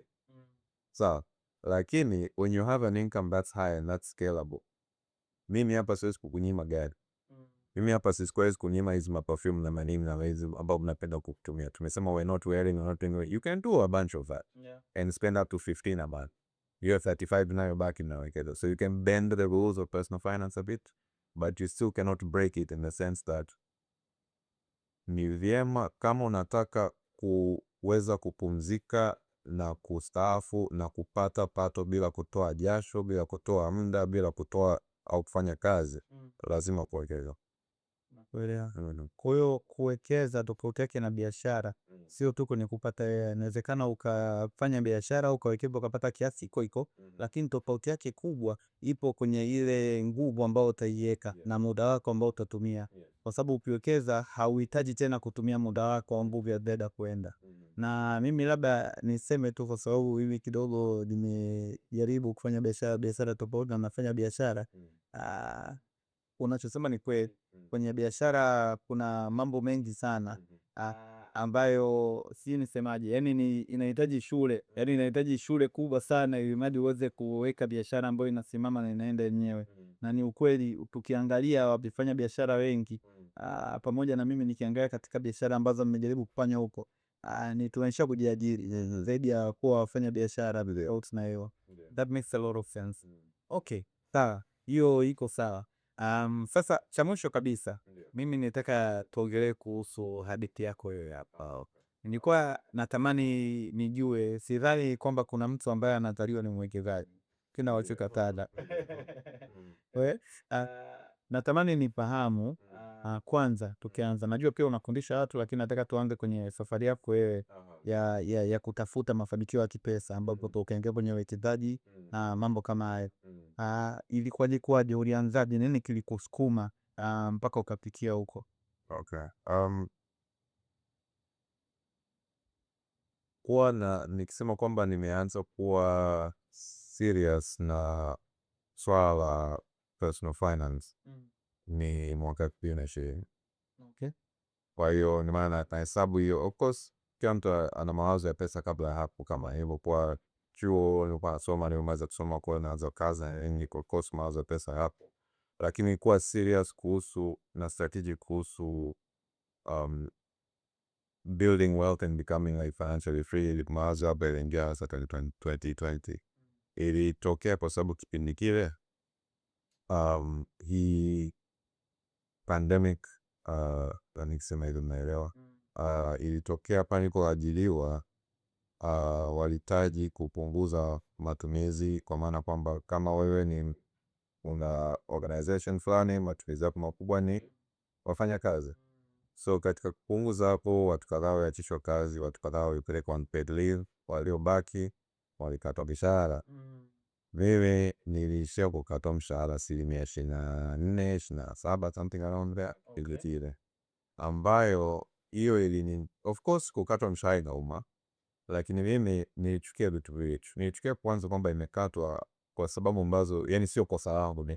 Ukisema Victor umefanya fulani, umekosea kitu fulani, hatutaki si rules hapa ni hivi kwa adhabu yako ni hivi.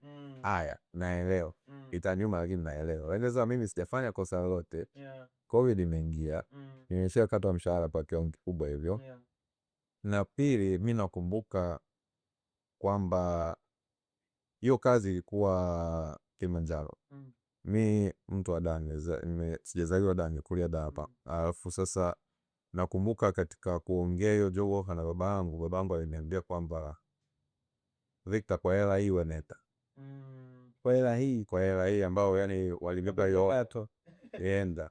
Sasa ndo kwenda nimekaa pale lafani, afu ninakuta kama inaishia kukatwa. Na hiyo ikani yani imenichokonoa hapa, imeniboa sana. Na ikanipa hasira ya kutaka kuanza kubadilisha maisha yangu. Ndo kaingia, sikuitambua this at the time, lakini tukaingia kwenye process ya number 1 ikiwa ya ku earn more, kwa maana kwamba kuongeza kipato. Nikabadilisha nikatafuta skills nilizofanya ni kwenye kufanya kazi za online remote work.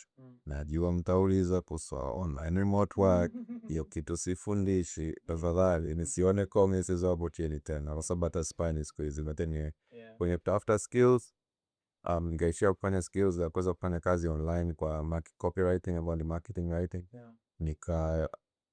Nikaamua kwa sababu tunaongelea ni story part. Nikaamua kwamba mimi najijua, nikiwa comfortable sijitumi. Kwa hiyo nimeamua kwamba kipindi hiko ilikuwa Julai 16 mwaka 2020. Nakumbuka nimesema kwamba kuanzia tarehe hiyo sitalala kwenye kitanda mpaka ni quit kazi yangu niwe nafanya kazi online full time. Okay. 16 Julai 2020. Julai au June? Julai.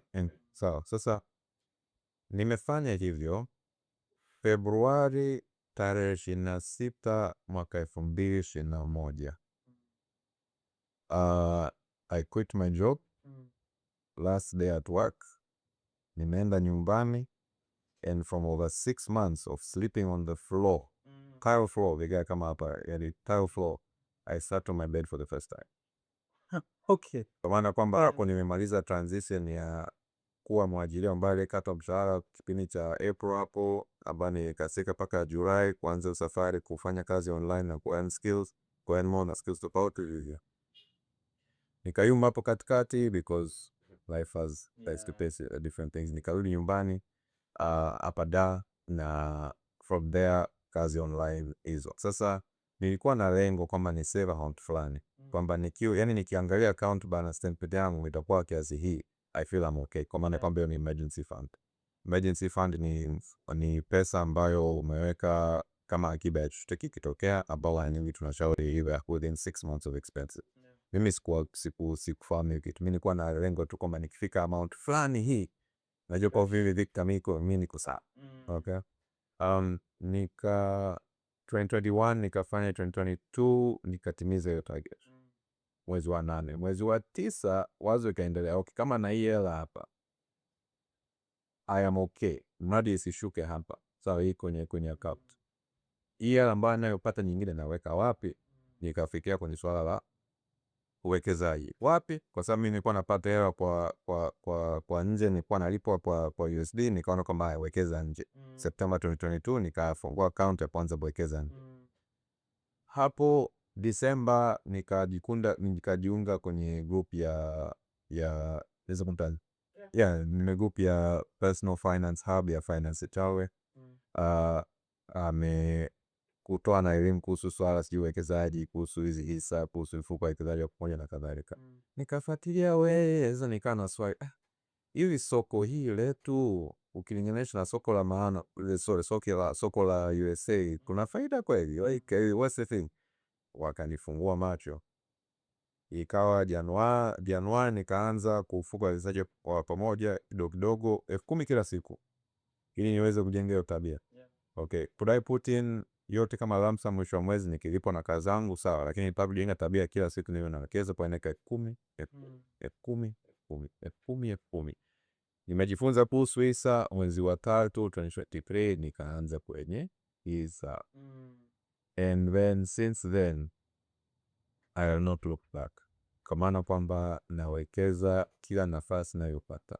Nikilipwa mwisho wa mwezi najua kwamba hiyo kitu ya pay yourself first. Kwa mimi sio mtu wa kupanga budget tunaweka hivi pay yourself first. Najua kwa mwezi natumia wastani this amount, chochote kinachozidi iende kwenye uwekezaji.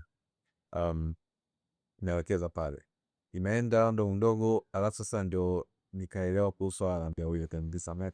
Kwa hiyo hivi vitu kumbe vinakulipa. Ndio hiyo kwanza niliyopokea ya hisa nilionunua mimi ilikuwa kusema kama 130,000 kitu kama hicho. Hapo sasa unajua hiyo kitu tunapokea message ting, alafu naangalia simu hapa, mpendo mwana hisa umelipa gawio la 136 nini, alafu I'm like kumbe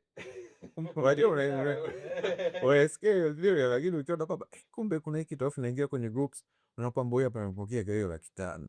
wewe pokea gawe milioni 2, wewe pokea milioni 12. Hapo kuna watu ambao wamefanya kwa muda mrefu na anakuja na hiyo bomb kwamba mimi nimenunua gari kwa gawio. Sasa unapaba, aha, kumbe kitu kinawezekana. Okay, become more serious.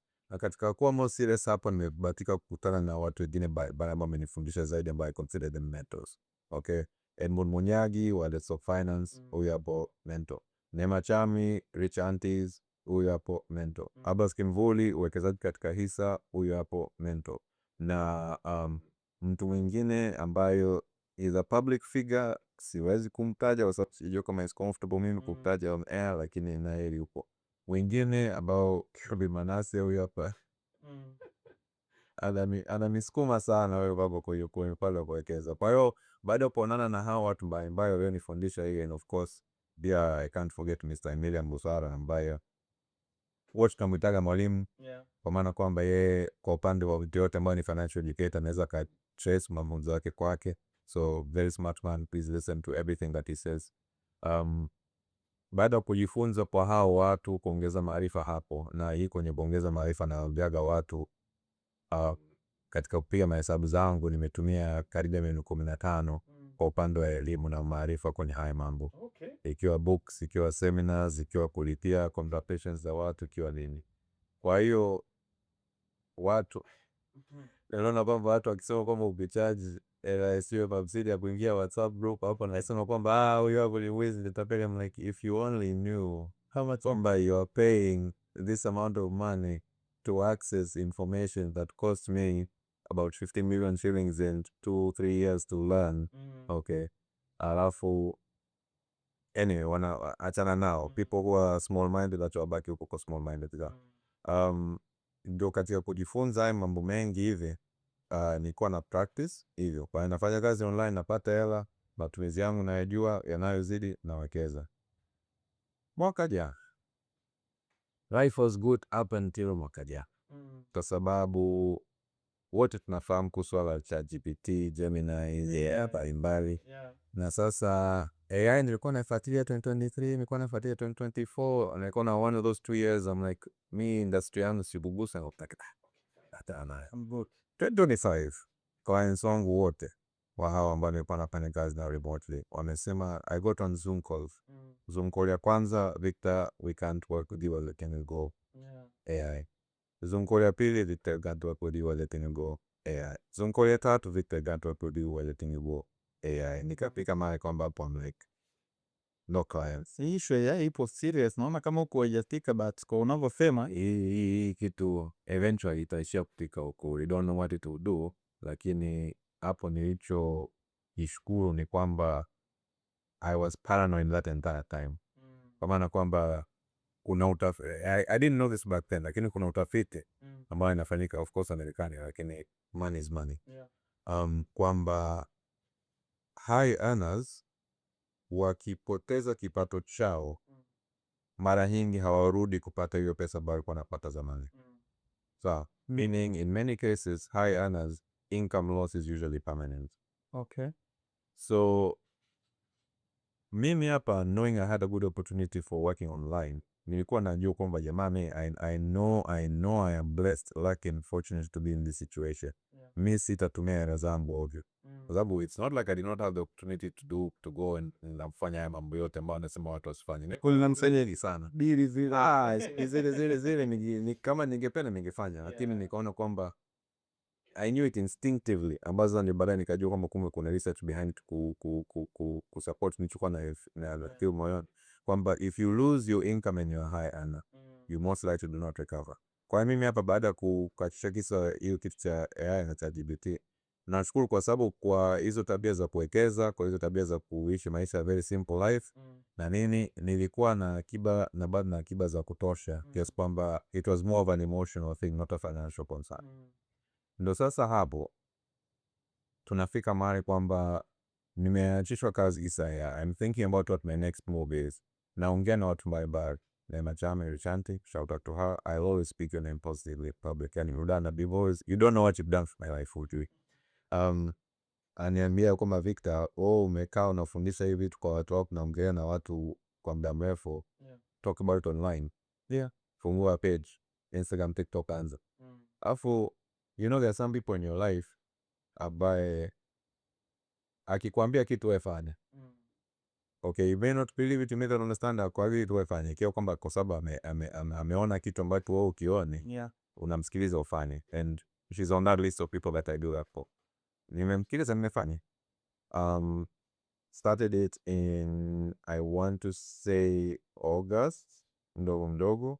Na nilipoanza kitu I was like, okay, in my mind, investors mindset, kwamba nikiingia kitu study kama atapata mafanikio hapo. So in my mind nikaweka sema kwamba what my investment, what I'm willing to risk or lose is 100 videos. Okay.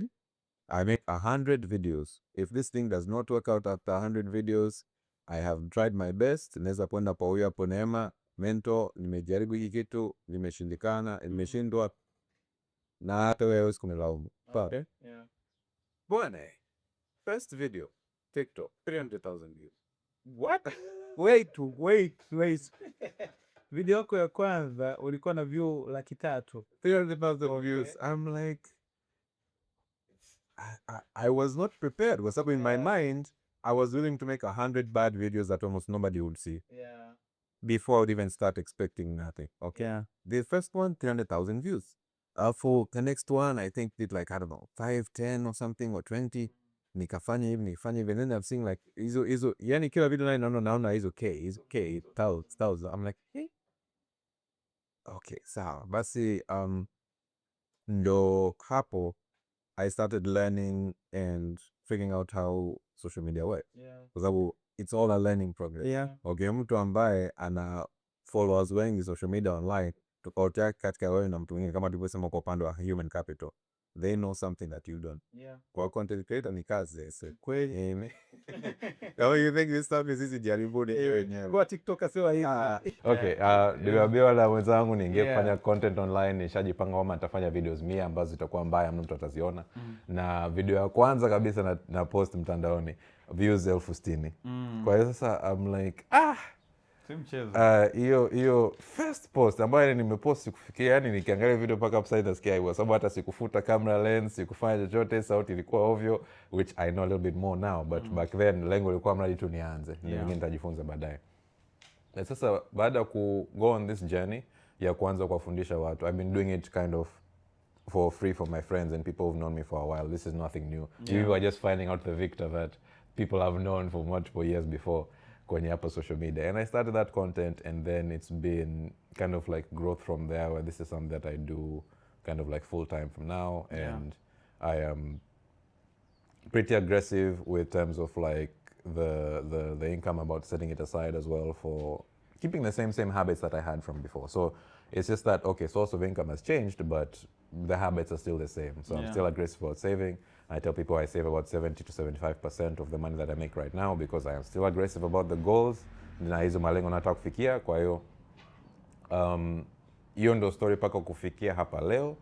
Na along the way nimejifunza mambo mengi, nimekutana na watu wengi, na mwenyewe nimegundua kwamba nasema kwamba the more investors I have in my phone, the wealthier I get. Kwa maana kwamba ninavyozidi kufahamiana na wawekezaji zaidi na kusikia stories zao na kujifunza kwao mwenyewe, naona kwamba na karibu ninavyozidi kwenda mambo yanasogea hapo na pale pia. Ndio ndo story yangu mpaka kufika hapa, na malengo yangu ni kwamba niweze kufikia hiyo standard ya kuwa financially free, nikiwa kwamba sihitaji kuajiriwa au kufanya kazi kuweza kupata pesa, naweza kuishi kwa returns za investments zangu. Na nifike kwa levels mbalimbali, kwa sababu kama nilivyosema, uhuru wa kifedha sio kwamba it's like on or off. Okay, there's levels to it. So I want to get to the level kwamba mimi naweza kumudu gharama zangu, baadaye mudu gharama za kuwa na mke, baadaye kuwa na gharama za watoto, na kutumia sasa how my portfolio does, nitamua watoto wangapi. Kama ikiwa watoto 10 na mke akiridhia, sawa. Bali tu portfolio inaeleweka na inakubali kuweza kusupport hizo income za hapo.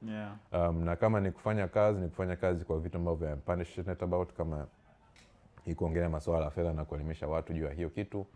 Na pia whatever personally interests me, and having that choice of what to do with my time.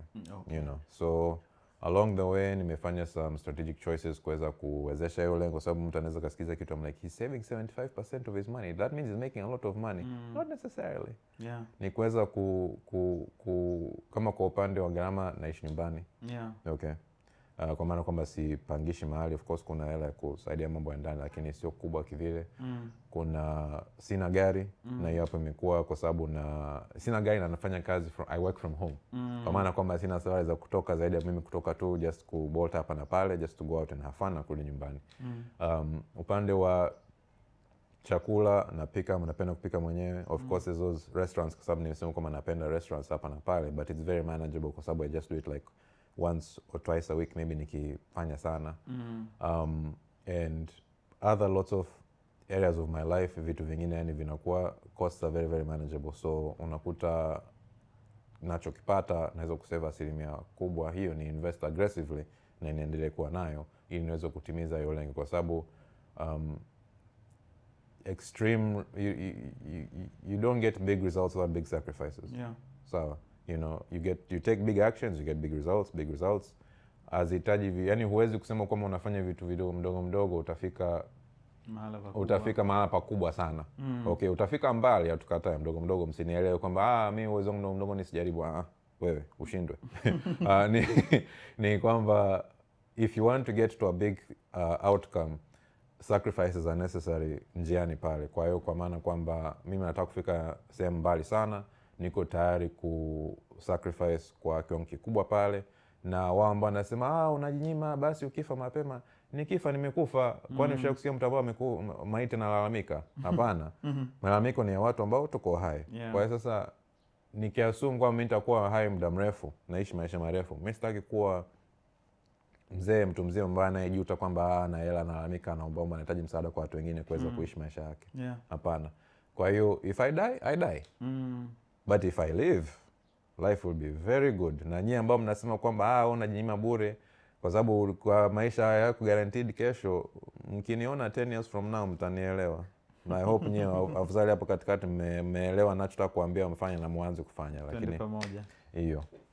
Okay, kitu cha mwisho kabisa ambacho labda mimi nitakuomba, sawa? Tunafahamu wewe ni financial ni coach kwa ajili ya kupata mafanikio ya kifedha. Mimi natamani uambie watu jinsi gani unavyowasaidia, wapi wanaweza kupata, utuelezee jinsi gani watu wanaweza kukufikia ili mradi uwasaidie, kwa sababu kuna watu wengi wanatamani napo wafike hata hapo ulipo wewe, au hata nao wana malengo yao makubwa zaidi. Nashukuru sana. Hiyo kwa majina naitwa Victor Muta. Mtandaoni mnaweza kanipata kwa The Money Guy TZ. The Money Guy THE, Money MONEY, Guy GUY TZ. Na iko hivyo kwa TikTok na kwa Instagram pia, kwa sababu I wanted a name change imepita sasa hivi as we are recording. Which sijui mtaona huko mbele, but yeah, so The Money Guy TZ kwa TikTok, The Money Guy TZ kwa Instagram. Hapo mnaweza mkanifuatia content zangu. Kwa upande wa Instagram, mkiingia kwenye comment kwa post yote ukaandika comment ya community, nishaweka automation pale itakutumia taarifa za kuweza kujiunga na hii WhatsApp group ambao tunaongelea masuala kama hii hapo kwa zaidi, na pia tunapeana motisha kuweza kuwekeza. Kwa sababu ukijiweka kwenye mazingira ya watu ambao wako serious na fedha, serious na uwekezaji, na unaona kwamba huyu hapa anawekeza, wengine kwa uwezo mkubwa wanawekeza, unaona mimala ya watu milioni 2, 3, 4, 5, 7, 10, 20 ziko pale, wanaweza kuwekeza kwa uwezo wako. Kama wewe ni mtu uwezo kubwa, utapata wenzako huko. Kama mtu uwezo wa kawaida ambao unakuta uwekezaji wako ni 50,000, 100,000, 200,000, 500,000 kwa mwezi, watu wako huko pia. Lakini wote unaona kila mtu anapambana kwa level yake kutafuta kitu hicho kimoja, mani huru wa kifedha. Kwa maana kwamba ukiwa pale wewe mwenyewe unaona other people are fighting, wanapambana, na wewe mwenyewe unapata moyo wa kupambana na kujengea hiyo tabia. So if you're someone ambao unakuta kwamba kama ulivyokuwa unauliza huna discipline ya kuweza ingia pale, utajifunza discipline kwa mfano wa watu wengine. Kama ni mtu ambaye huna elewa kuhusu hivi vitu au una hofu sana juu kuweza kuanza kuwekeza, ingia pale, utakutana na watu wengine ambao wanaelewa juu kitu na wana courage ya kwenda kujituma na kufanya, na utapata hiyo pia kwao. So if you have an environment where you're surrounded kwa watu ambao wanafanya kitu unachotaka kujifanya na kujifunza mwenyewe, utaishia kujifunza na kufanya pia, and that's what the community offers. Bei yake inategemea depending on when you join, kwa hiyo sitaweza kusema hapa. Ingieni tu Instagram, comment community kwenye post yote, utapata taarifa hivyo. And kwenye maswala la kuweza kupata consultation ikiwa kukaa na mimi, kwa sababu depending on the level that you are at, I'm also willing to travel. Kwa hiyo kama utanikatia ticket nije kukuona tajiri huko London, mimi niko tayari kuja kukufuata huko. You can tafuta DM, nitumie neno consultation. Hapo naweza kuona, kwa maana kama naweza kukaa kuongea zaidi and figure out your situation ukitaka advice personal rather than kujifunza kwenye group ya WhatsApp. Okay. Ndio. Mimi naondoka na jambo moja. Ndio. Kila mtu ataondoka kwa ile wake. Mimi naondoka na jambo moja kubwa. Mafanikio ya kipesa, financial freedom is not just about saving money, investing money, but it's also about spending less. Kwa sababu namba moja inakuwezesha uweze kuinvest zaidi, ambayo itakupa return kubwa zaidi, lakini inamaanisha hata kile kiwango ambacho wewe unahitaji kuendeleza maisha yako bila kazi inakuwa kidogo zaidi. Ndio. Asante sana kwa kutufundisha mimi pamoja na watu wengine, na asante sana kwa mara nyingine kwa niaba ya watazamaji wote wa Kilimali Podcast. Na guys, please go follow kaka Victor hapa, amewatajia Instagram yake na channel zake zote tutaziweka kwenye description. Trust me, kama unataka kwenda kwenye hii safari yako ya kupata mafanikio ya kifedha, kwa mimi ambayo nimekutana naye na nakutana na watu wengi ambao wanaongelea hivi vitu, mimi nimempitisha. Kwa hiyo naomba kama unataka kufanya hiki kitu, na nakuomba kama hujaanza kukifikiria, kifikirie, kwa sababu wote tunataka maisha bora, wote tunataka mafanikio ya kipesa. Anza leo. Asanteni sana, na asante sana tena kaka Victor. I hope huko mbele ya safari, labda tukiwa na elimu zaidi ya kuwapa watu, utakuja tena kutusaidia. Yaani namba yangu nayo, unipigie muda wote, mimi niko tayari. Asante. Lakini mkiniomba si wapi namba yake. Okay, thank you very much kaka. Nashukuru sana. Alright. Sawa jamani, msisahau kwenda kuangalia Kilimali Podcast episode 1, 2, 3 zote zipo YouTube. Angalieni, tunaongelea mambo ya fedha. Ukiangalia tumeongea na dada Nuru, tuna psychiatrist tunaongea naye, kaangalieni mtaziona. Kama kuna mtu labda unafikiria anasumbuliwa na mambo ya afya ya akili, unaweza ukapata ukajua sehemu gani ya kwenda, pamoja na vitu vingine. Saa nyingine ni story tu, kama tulivyoongea na story kuhusu jinsi ya kufanya kazi nchi za nje, jinsi ya kupata kazi na vitu kama hivyo. So guys, once again, welcome to Kilimali Podcast and I hope you had a good time. Asanteni sana.